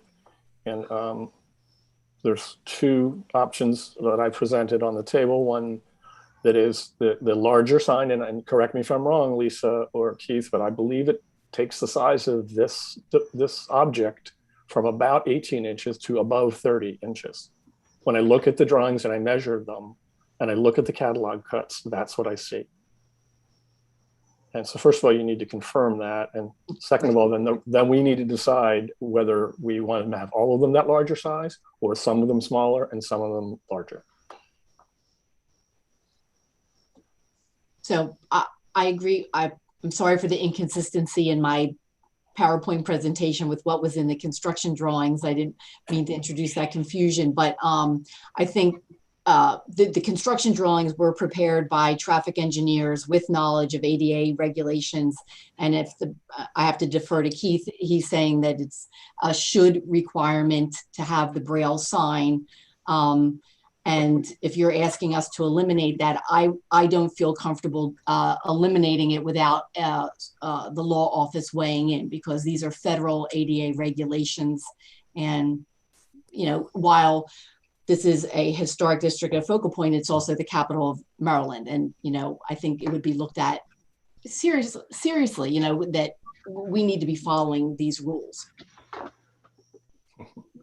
Well, that puts us in a very difficult situation if you want to wait for the Office of Law to clarify this, because then we will have to continue this application. I would say this. This is Joel Braven from the Office of Law. Hi, if Joel. you guys were inclined to approve, do the approval as desired, as consensus in the process, and then after a decision has been made, we could work with it. But the essence is ADA is going to, in a lot of ways, probably supersede some aspects, because public health and safety is more important than historic, and that might be the way they look at it, because we could put cameras up for police, for example, in a historic district, even though that's not historic, because public safety outweighs whatever else we might be thinking about doing. So let's approve it as you guys would have it, consistent with your guidelines, and then we could do a review after we understand what it is HPC intends to approve. Okay. Then I would, on this particular issue, I would say that I would recommend that we have a condition that we go with in order to be more in compliant with our regulations, our code, and our guidelines, that we move that the smaller device be used, and then the Office of Law can review that after the fact. And if they determine that that's not feasible, then that would be changed. Is that amenable to the other commissioners? Agreed. Bobby? Yeah, I mean, I was being swayed over to your side of things, but I'm fine with that Okay. caveat. Will, are you okay with that? I'm sorry to be disagreeable, but no, I'm not. Okay. That's your right. Okay. I would like when we get to the conditions, then will you have, of course, the opportunity to vote no? Yeah. Okay. Yeah. No, Yeah. perfectly comfortable with the way it works. And if the majority of the commissioners feel otherwise, that's Okay. the way we'll go. All right, great. Then the next topic has to do with the ramps themselves and the exposure of the foundations. There was concern in the pre-app that we were going to be exposing foundations, but anyone have any concerns there? John has looked at it pretty closely. I think that I don't have any concerns in that regard. Anyone have any concerns there? I feel it's been investigated and evaluated. Right, great. And I think the construction drawings are pretty clear on how it would work, and it's minimal exposure. All right. Then finally, the landing pads themselves, which I have major concern about the color and the size of them. And I believe that there are options that are acknowledged by both MHT and in there. And by the way, our guidelines and code are the consideration here. MHT's advice is appreciated, but even in their advice, they said that Tim Tamburino mentioned that other colors are also appropriate. And he mentioned gray. So I think there is a gray option here, either in cast iron or in pavers. That is an option that hasn't really been presented. And I think that the yellow, especially in 14 locations around the circle, is going to be a violation of our code, which states we should be preserving and maintaining that we don't have an adverse impact on our historic fabric. And I believe these bright yellow and large, I think Lisa has now acknowledged that they're going to be 5 feet wide, not 4 feet, and at least 2 feet wide. If you do the math there, and by the way, in the construction drawings, they appear to be 3 feet wide. So that we have to go with what the construction drawings say. So they look like they're 5 feet by 3 feet. And again, I took my ruler out and measured them. So I'd like other folks' thoughts, and maybe we'll go down the same path as we just did. But I think there are two options. That's the gray steel iron or the gray pavers. I wanted to draw your attention to the State House grounds, which were just revamped and just completed. Their landing pads are gray 12 by 12 concrete pavers, and they look great. So I would question why we would want to have the visually intrusive pavers or landing, which when we have an option that is more compliant with our guidelines and also compliant with ADA. So what are your thoughts on that, commissioners? I agree completely.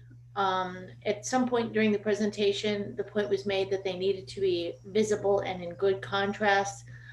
If we can take the yellow away and make the actual traffic signals painted in black and still see them, I would say that we can do the same thing on the ground.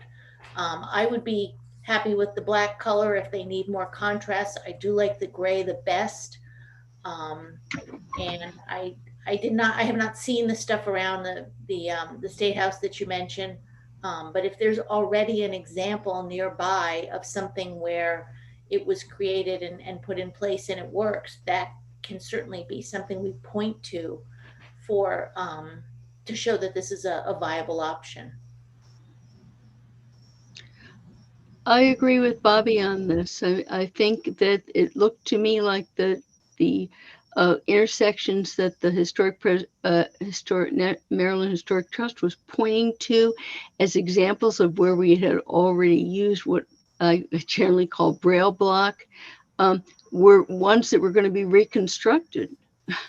So that the changing the material there didn't seem to be a lot of an issue, because we were trying to switch over from a material that was going to be more short-lived to a longer-lived material as part of this project. So I think it sounds reasonable. Will, what are your thoughts? Well, I share everyone's concern about the visual dissonance of having those bright yellow pads. And just recently in some of my travels, because I was thinking about this application, I noticed some metal ones that were kind of like Corten steel surface. And they blended very nicely, but they don't have the contrast. I'm also concerned because the red and some of the other ones that were presented in the application seem like a lot of contrast, but I think if you've ever looked at something that was red in a room that was basically dark, very, very dim, it looks black. And as far as the traffic lights being changed, the people who are that severely impaired visually aren't driving.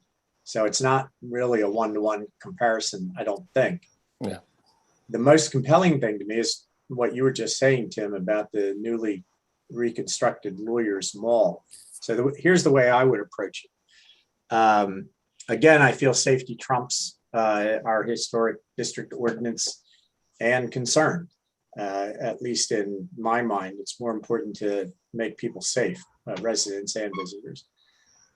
If we could craft a condition that required study and definitive legal decision about whether yellow or any of the other suggested colors are acceptable, I would certainly support that. But if it's all or nothing, then I'm afraid I can't support a change from what's proposed. Yeah. Well, at this point, we have one application, and so we are unless we stipulate we won't take this component out and ask for a different application, which we could do, but I think you've already indicated your position regarding the signage. So, and what I'd like also for us to consider is the fact that the materials, although the cast iron material may be more durable, it's also quite a bit more, I'm sure it's more expensive, and these are going to be custom crafted. The designs are around, there's some triangular and trapezoidal designs in the construction drawing, so they're going to be expensive. There is a gray option in the cast iron, but I would argue that we should be looking at what has been approved at the state level. Obviously, MHT must have had a say in that, and making the zone, the district that we're talking about here, the State House Circle and the Church Circle, consistent from a design palette. And that again is within our guidelines to be consistent in a certain area. So I would recommend that we put a condition on that the concrete paver in the gray color, which is quite a bit lighter than the concrete, than the cast iron, that we recommend that be approved. And I believe that would stand the legal test of visually impaired, and actually not need legal review. But I'm willing to actually put that in there as well. Can I offer a little clarification? Okay, yes, please. I believe in Tim Tamburino's email, he stated that the gray detectable surface is a good contrast when you have the sidewalk and the street the same, made of brick, like we have at Main Street. You get good contrast there. However, a gray detectable warning surface where a brick sidewalk and then you're going across Church Circle, which is an asphalt road, which is dark gray, you're not going to get the color contrast, a visual contrast. You will have the detectable domes, but you're not going to get the contrast between the roadway and the sidewalk that they're walking on. So I think what's difficult is that you have different surfaces meeting up, you in places. I don't recall what the sidewalk material was by the State House. Is it concrete or is that brick also? It's brick. It's brick. It's And brick. It's Oh, brick it's and both. brick, though. The street's brick as well on State No, Street. on College Avenue, it's Oh, on asphalt. College, okay. Yep, on College I Avenue. just, it's I just asphalt. wanted to offer that. I did No, I note that understand. he said that. No, I it- remember. No, I remember reading that. I acknowledge that, but I think that the state has already determined that on College Avenue, that was not an issue. We will abide by whatever you Yeah. need. I just presented what I understand to be the ADA regulations needing contrast. Another thing to consider too is we're upgrading the 4 signalized intersections. You're still going to have the existing yellow mats on on Church Circle at Franklin Street. They exist there. We won't be touching them. So, Okay, well, those were actually, I do not remember those being approved in the first place. So that's another topic. That did not go. I'll be honest, probably when they were put in, we didn't used to come to HPC for what we consider utility or traffic things like that. Well, that's not the case any longer, is it? I know. I'm just saying okay. Right. So those were put down without review or approval. So I understand what you're saying, but you raise another point, which I'm concerned about in the future. This project doesn't include all of the crosswalks in front of the church, the courthouse, Right. and at South Street, which adds a bunch more landing. And if we start doing yellow in one place, we need to always do yellow. And I just think it propagates a lot of yellow and on State Circle or Church Circle. And there's also one that goes across into the state, which I believe is probably the state's responsibility by Government House. So I counted a total of 20 landing pads eventually. Right now, we're already talking about 15. So I think the visual impact of this, again, does not comply with our code. It's not just our guideline, but our code section 215660, which directs us to consider texture and materials for a landmark site. So I believe this is not compliant with that code. So I would recommend that we amend or we have a condition to the application that either gray cast iron or gray 12 by pavers, domed pavers, to be consistent with the State House, be a condition. That would be consistent with my thoughts, Tim. Thank you for bringing up, and yeah. Okay. Tim, this is John. Could I bring up one point? Sure, John. As far as the materials go, when I walked with Lisa, or even if you look at the State House for these pads, these notification pads, all of the masonry surfaces wear down very, very quickly. It's surprising how quickly they deteriorate. And that was the reason for choosing the metal. That Lisa and I talked about that, and we thought that was a better option for durability. Yeah, I get that. And I would leave that option up to the city, but just the color would need to be gray. That's all. Right. There are pretty high traffic areas on Lower Mall. And so, well, and it's also delivery dollies and different things that just take them apart. So the metal is really a good way to go. I will leave that up to the city. There's a cost aspect there that I think we should acknowledge. Alderman Tierney mentioned the cost of this, and but I would leave that up to the city to choose. But I think the color is what my proposal addresses. Okay. Any other thoughts on that? Okay, so we've covered, I think, all of the aspects, the traffic signals, combination, pedestrian. We have an open issue that, go ahead. Who was that? It's Kim.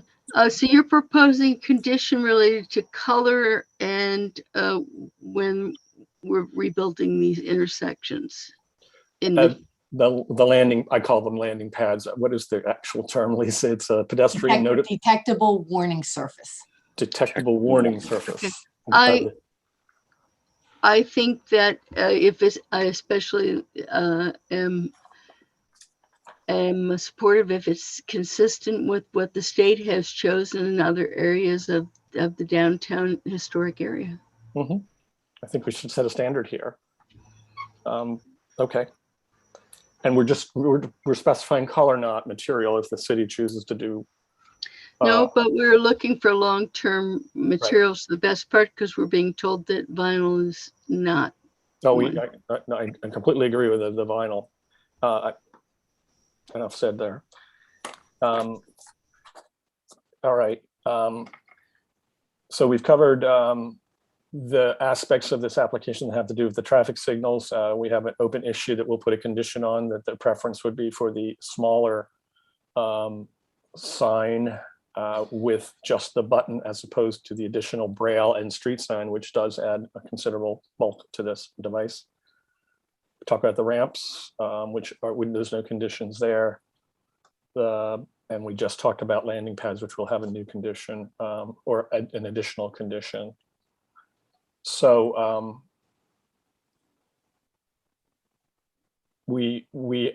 our staff has made a recommendation for conditional approval, which we can amplify here with a motion. Bobby, would you like to, but we're adding one recommendation here. We're adding a recommendation and amplifying another one.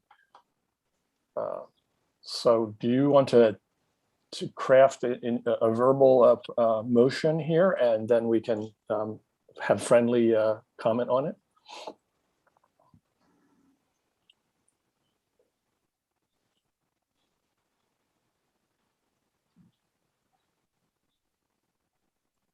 Are you there, Bobby? You're muted, Bobby. He's muted. Usually I'm better about that. Sorry. I was trying to write some of this down, and I kind of.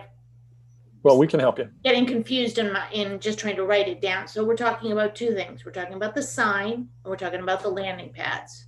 The sign, we seem to be of two minds. We either leave it as is, the smaller iteration, or we go with the larger iteration. The concern is that the larger iteration, being so much larger, violates our guidelines for reducing visual clutter. Right.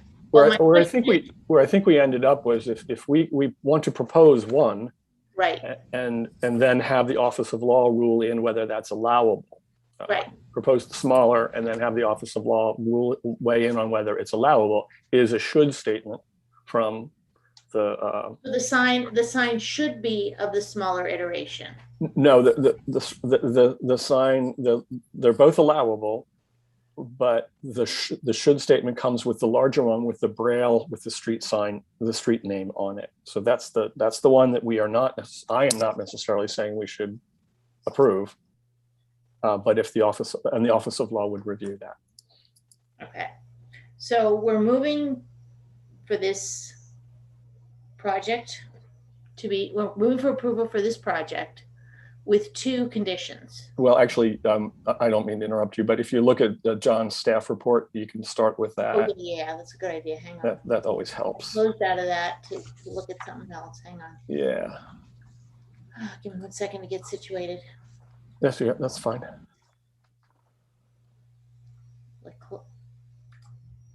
All right.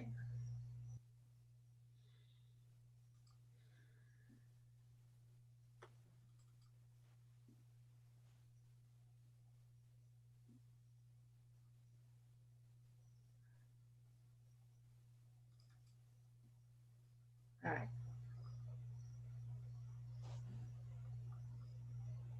Now my computer's catching up. Okay.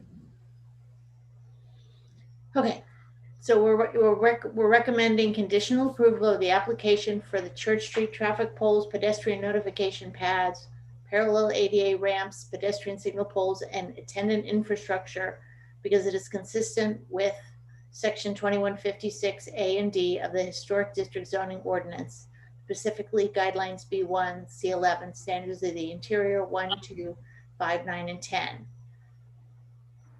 We want approval of the pedestrian notification materials as approved by the commission. And that's where we need to clarify that we are recommending that the color be gray.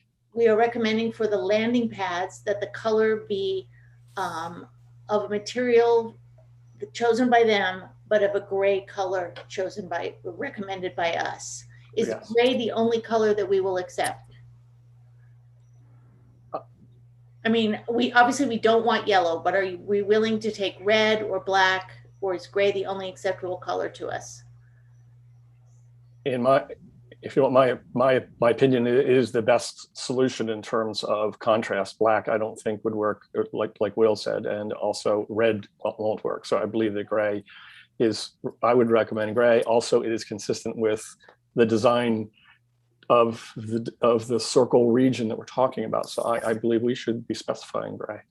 Okay, so then I just wanted to clarify so we know we're Absolutely. specifically choosing the gray color. Yes. And then as far as the pole signs, we are recommending the smaller height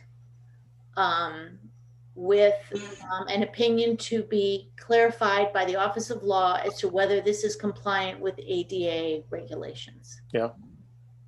And I understand that we may not all be in agreement on that part of it. That's right. That's fine. Okay. And then in addition, DPW will coordinate with city's archaeological consultant where previously undisturbed ground is encountered and when artifacts are discovered in the course of the work, unless full-time monitoring is necessary. And finally, any addition requiring weatherproofing or a buffer will require an administrative approval application and DPW coordination with the building's owner. Tammy, does that give you what you need? It does, thank you. Okay. Apologize for the roundabout. No, that's right. It's just that the first one, we are clarifying. Thank you for pulling that together. Yeah. Okay. So the clarification then is as stated. So there's a motion on the floor. Do I hear a second? I second it. Okay. All in favor, say aye. Aye. Aye. All opposed? Just for the record, I want to say that I appreciate the thoughtfulness and seriousness of the discussion, but I cannot support it as it's proposed. Okay, that's fine. Appreciate that. Abstain? All right. All right, so the application is approved with those conditions. So Lisa, you will continue to work with John, and we will draft, I believe, Joel, maybe I can draft a memo to you after the fact here that we have a condition on an application that asks for your review. Is that procedurally the right thing to do?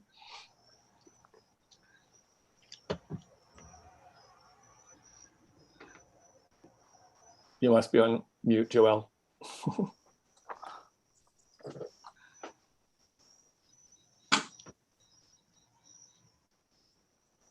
Oh, well, I think it's the right thing to do. And I'll take the initiative too when I do that to show the components of the differences in these two designs, which we are talking about, to be real clear. And I'll check with him, Chair Leahy, and what he.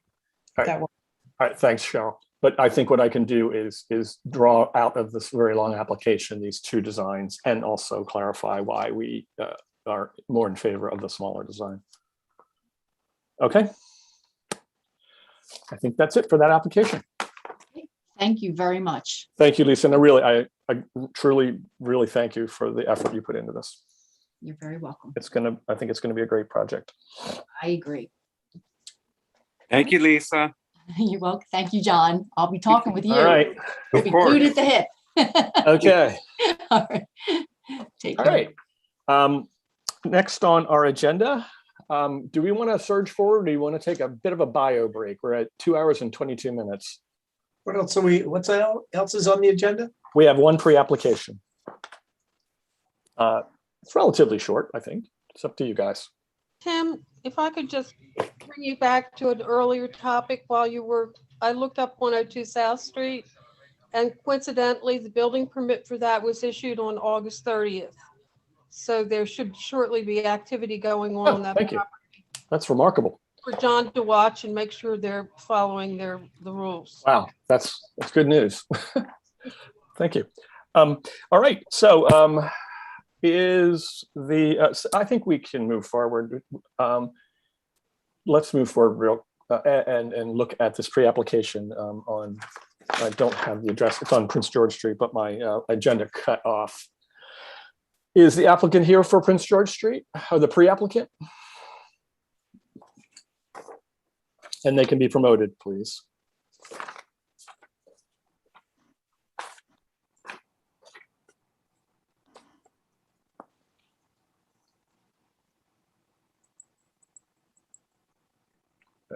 Be Penny Klotz and Amy Taylor. Hi there. Hi, Hi that was- there. Speak Hi, Amy. Amy. Hi. All right. Before we start the pre-application process, I don't think you may have ever been through it before. It's a courtesy extended to applicants that we can provide you with design advice and discuss the feasibility of an application. In no way should it be construed as approval or disapproval. And none of that would have a bearing on the actual eventual application. So can you please acknowledge that? Yes. All right, thank you. Okay. Excuse me, I just want to apologize because my husband went out and my dog is barking in the background. So hopefully he'll be back soon. That's all right. Okay. Are you able to share your screen with us and show us your design? Yes, let's see. Yes. I am, excuse me, I'm just gonna, okay, so, I'm so sorry, this is like stressing me out. That's all right. Let me just, actually, let me just go let her out and then I'll be right back and I'll share my screen. I think you guys know the address 191 Prince George Street. Yep. Let me just go let her out because this is gonna drive me crazy. Excuse me, sorry. Well, maybe we should take this opportunity to take a bio break. Yeah. I'll be right back.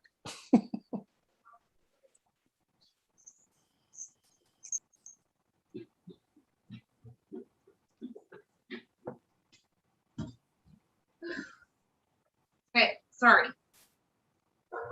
Oh my gosh.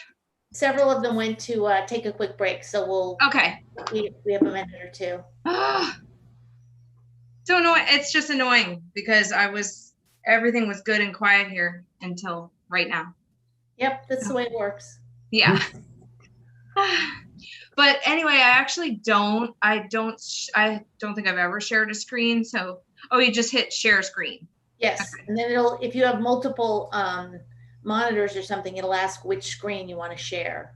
Okay, I do, but I'll just keep it on the one. So hit share and I'll let you know what we see. Okay, let's do that.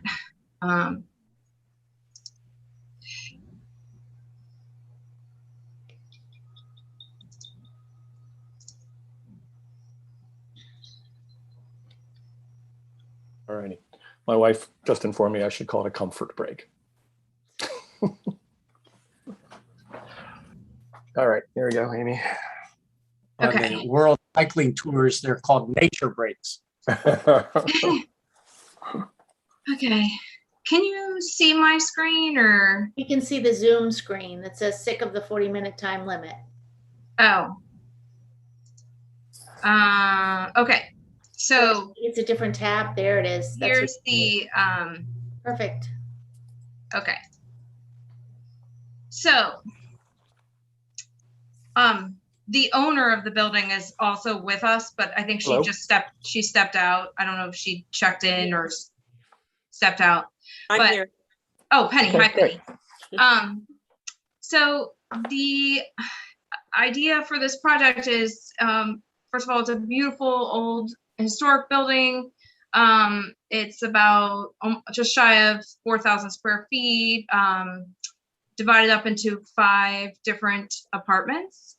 And we're looking to upgrade the apartments on the interior side without making too many changes. But the big idea here is to potentially add a second story, basically add a couple of outdoor spaces for a couple of the units that don't have them because they're upper story units.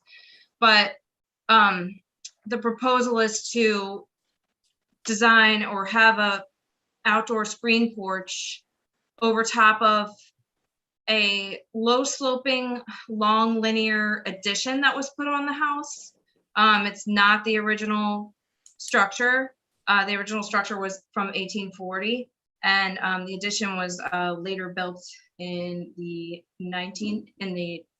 late 20th century. And so just to talk about the existing architecture, we've got the slate mansard bell roof. That's typical of the Second Empire Victorian, which is what this house is categorized as. And it happens to sit in on Prince George Street in a very historical spot right across the street from the Paca House and right next door to the Judge Bryce House, both of which were built, I think, about 100 years prior to this home. But so with that being said, we're trying to be careful with what would be seen out of those homes, even though they're not, well, one is, but out of those buildings that the view shed would be preserved. So the house has these beautiful large bracketed eaves, and we want to try to maintain that. So I'll show you what the proposed, so this is the front existing side. This is the long linear 1-story addition that was put on later. It has a low sloping roof that slopes up actually a 312 pitch. And the ceiling of that space is lower than the first floor existing ceiling, which is very tall. And so there is actually room there for taking that roof off and putting on rubber roof, plywood, and then a new floor structure, and the floor would still be level with the second floor.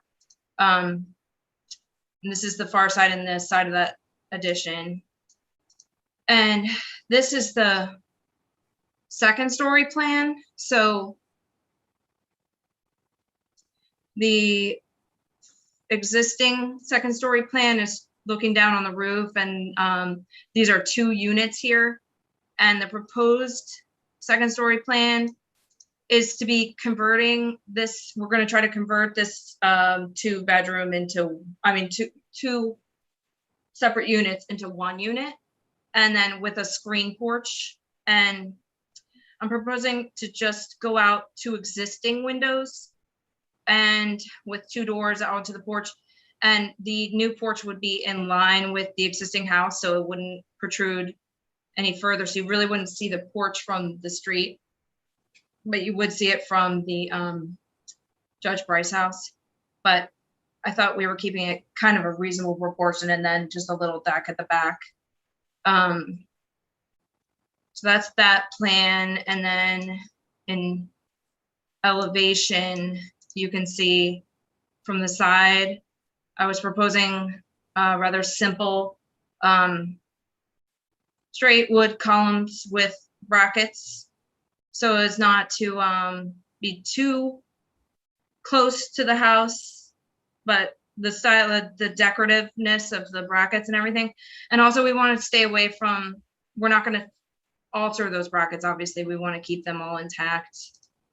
And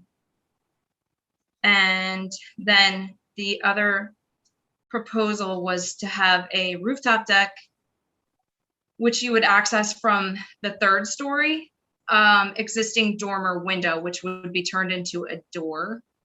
So the existing floor plan of the third floor is this plan, and the proposed is this plan, where we have to rework the plumbing for that bathroom because the toilet is right in front of the door or the window. And then we would step out onto a potential rooftop deck.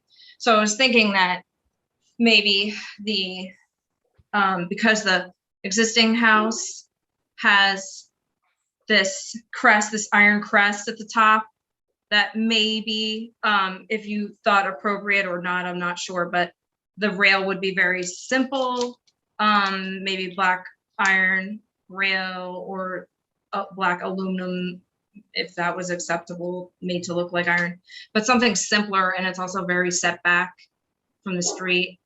And I've since labeled my existing drawings with more detail. So this was just preliminary. And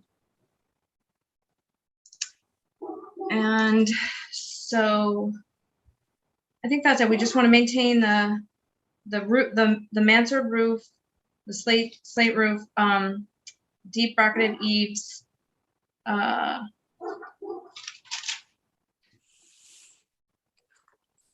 for the porch at the back, if we needed to, we could hold the roof down below the largest bracket, but I also kind of wanted to keep it in line with the other roof of the existing house, even though that roof is very plain in elevation. It just has an aluminum low sloping, like 112 pitch.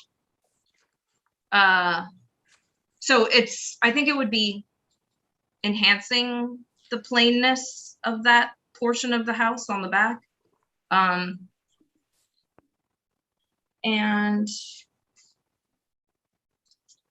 so we've, I guess the whole idea is to just make a better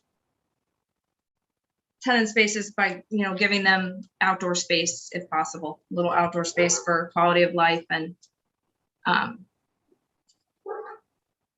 a nicer home. Well, and let me just add one thing to that. I think the other thing is that as far as issues like noise, et cetera, I mean, we currently have a situation where everyone would share the backyard. This would provide individual spaces so that there's no large gatherings, but rather small individual spaces that each unit can enjoy. So for what that's worth. Okay. Okay. Well, thanks. A few things to unpack here. What we've been doing recently is having commissioners comment first, just have a conversation about thoughts about compliance and feasibility of the design. So we'll do that, and then John will come to you, okay, for your thoughts? All right, so commissioners, thoughts on several aspects. I'll again, my divide and conquer methodology, the two big design elements here happen to be the porch on the second floor and then the rooftop deck on the third. So what thoughts? Yes. And excuse me just 1 second. You Sure. guys can, I'll be right back. I'm just gonna let her back in. Okay. Sorry. Who wants to start? Tim? Yeah, go ahead, Will. I'm going to have to defer to you because I don't Okay. really see anything that causes me concern. Okay, well, there's two big issues, two different things here. One, the porch itself could be considered an addition, a screened-in porch. And then it would fall under our guidelines B6, how that, the scale of differentiation and the subordinate nature of an addition. So on the second floor, I think that's feasible. The rooftop deck directly is not compliant with our guideline D9, having to do with roof shapes and the visibility of a roof deck in the historic district. And we've got a long history of not approving that. This is even visible from the side and all around. So my feeling is the roof deck is not feasible. But Tim, let me, because of your experience, if I may, I know that we have opposed, since I've been on the commission on restaurants and similar types of projects, and I heartily agree with that. I don't think I've ever encountered one proposed on a residential structure while I've been on the commission, but your interpretation of the guidelines is that's also not compliant. We have in the past done that. In fact, we had one situation where our rooftop deck was constructed and they came in for after the fact and they were required to remove it. Okay, thank you. So the other thing to talk about is the removal of windows when we get around to it, and changing them to doors. That is problematic. It's not considered reversible, and these are historic. So it would be important, Amy, to explain which windows you intend to change into doors, and if they are of historic nature, it would be a challenge. Let's just put it that way. We have approved it, but it is a challenge to remove a historic window and turn it in. It's historic fabric. They are character defining features, and that's listed under guideline D3 that indicates that is not permitted. Unless, but again, we have talked about it is theoretically is reversible if you keep the old window on site, and that has been approved. So that's up for discussion. But those are my initial thoughts. Bobby? The removal of the windows was the thing that caught my eye. No. And I was going to ask if there was any further information she could provide in terms of what, which it sounded like on the second floor as she put on the porch there, she was going to remove windows. And then additionally on the third floor, when she was proposing the rooftop deck, it sounded like there was going to be window removal there as well. So that was my concern. That's right. That's where I was proposed. That's where we're proposing. And if they're on the 20th century additions, so it'll be real important in your eventual application to be clear about which, and John will help you with this, but which sections are original to the 19th century and which are 20th century non-significant. So if the windows are not significant, 20th century windows, it's not a problem. But if they are original, that's a problem. Okay. I think the original structure is on this drawing at the plane where it makes the jog. So it's just a rectangle? Yeah. Mm-hmm. And all the rest. Oh, go ahead. I'm sorry. I was just going to say all of the, except for perhaps the bathroom window, all of the rest of those windows are on newer, very ugly structures. And we're just trying to make the back of the house, one, we're trying to provide spaces for tenants that are appealing, but also this dramatically improves the look of the house from the back. Yeah.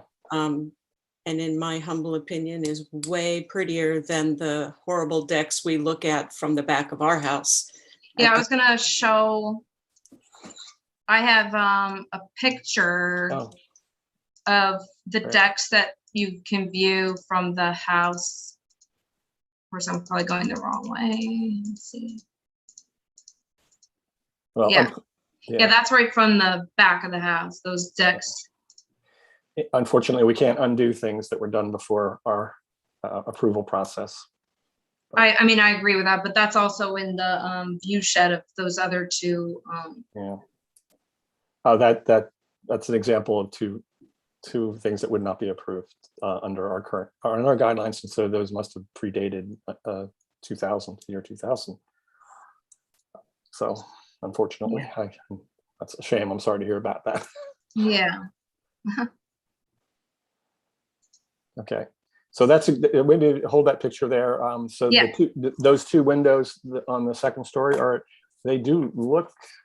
See, they look like they were made to match because. Well, do you see how the addition like slams up on the old original window? Yeah, not very well done. Yeah. Well, just need to document what the age of those windows, and if they aren't on the original building, they have not gained significance. If they're not, if that addition is not significant, and again, John will help you determine whether it's significant or not. It does look like the first floor windows are brand new, or brand new by our terms. So so you'll need to document that. But so. Kim, do you have any thoughts about actually, we talk about three things. There's the screened-in porch concept of being built as an addition, and the removal of windows and the deck. I think you've raised the issues that I would have with this design. I think you've already stated them, so I don't need to reiterate. I have a question. Forgive me if this is just my lack of awareness, but okay. If rather than a screened-in porch, it were a deck, does that change the question of whether it's an addition or not? Yeah, it probably does. Okay. Yep, it actually reads as an addition, what we call reading as an addition. Yes, that's my opinion. It's less intrusive because it doesn't project above the roof line. The thing about roof decks is they project above our roof line. And so we have a little more flexibility when it doesn't project against the very historic roof line. That mansard roof is so character defining in this building.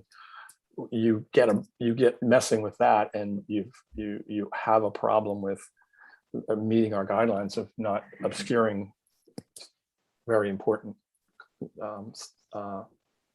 features. So I agree with that. The only thing is I've seen very similar second empires like this that had that back wing that also had a continuous mansard roof over top of that. So this roof is strange to me. Like, I don't know how, I mean, obviously it happened a long time ago, but well, it's like, it would have been cool if it was just an extension of the mansard roof, or if it was some kind of ornate railing or something different than that. But yeah. Well, it so clearly caps the rectangle of the original building. Yeah. But unfortunately, our guidelines are pretty clear about rooftop decks. We have some flexibility if they don't exceed and don't really sit visually. The problem is exactly the problem you have in your backyard. We don't want to propagate that on historic buildings. Neither of the buildings in the back there looked historic. Nonetheless, we wouldn't even allow that on a non-historic, but this is a contributing building, so it's going to be held to a stricter standard. Okay. So John Tower, would you please comment? Well, I've enjoyed working with Amy. I did mention from our initial meeting that the rooftop deck was going to be a problematic cell, difficult to approve. I can't recall any rooftop decks being approved in a decade. And for residential, I can't recall any either. However, I do think that the second story screen porch addition is proportionately correct. I think it's subordinate, it's set back, and I think that that design meshes well with the original structure without obscuring anything more than the side of an unfortunate L and a couple of windows. So yeah. I do think that the second story is different from the third story deck. The other thing that is important is this is within an important view shed from the standpoint of the Bryce house next door and the Peka house across the street. And so it would be reviewed strictly. But I'm happy to work with the applicant and determine the metamorphosis of this house with the Sanborn maps and to see if she can put together a persuasive application for at least the second story addition. This is an important elevation here too. As far as the top deck, you're also showing a doorway that penetrates through the cornice line there, and that would be a real problem from a D3 point, guideline D3, which has to do with removal of original features.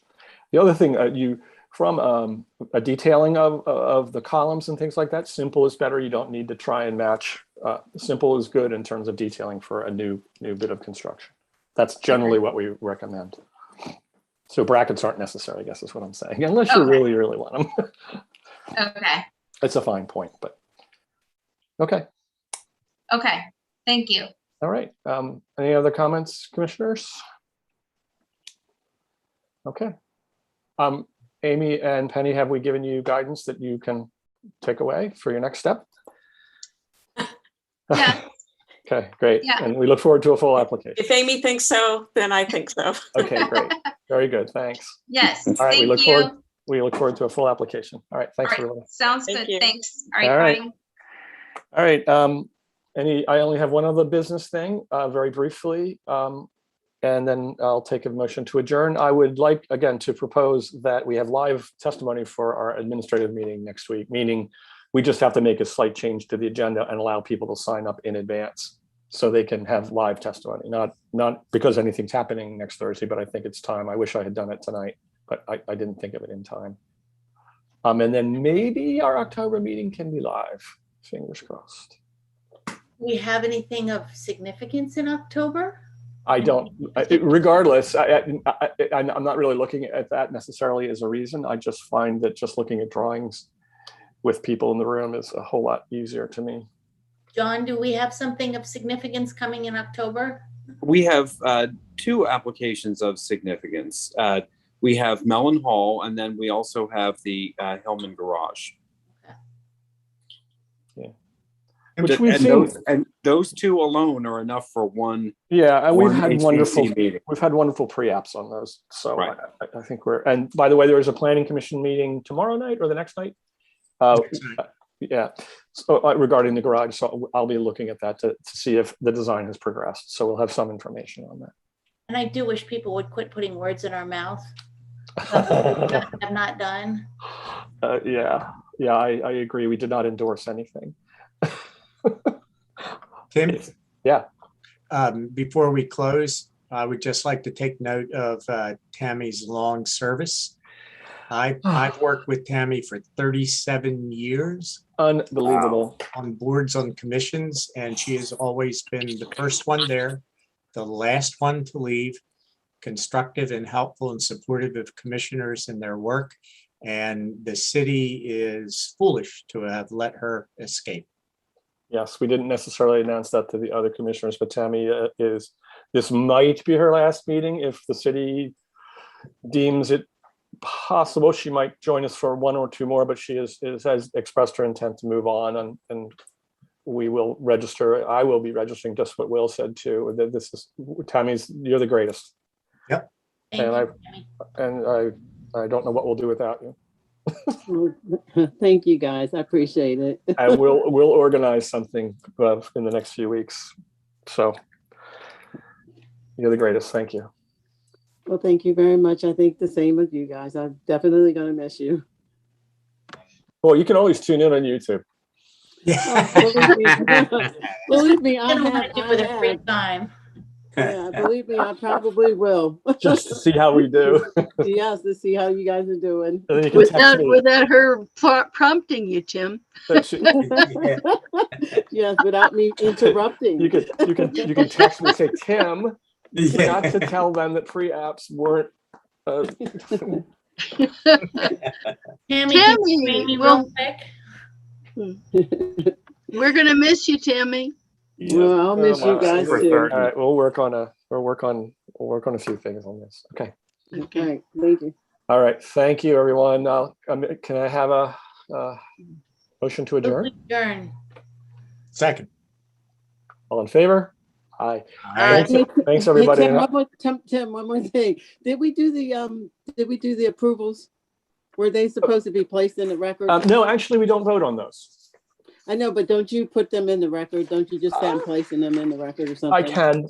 Yes, I am placing the approvals, the administrative approvals for January through March and April through June 2021 into the record. Thank you. Okay, thank you. See, how are we going to survive? See? Okay. Gonna have to read up on stuff. All right. Thanks, everybody. All right. Another good meeting. Thank you. Thank you, everyone. Good night, everybody.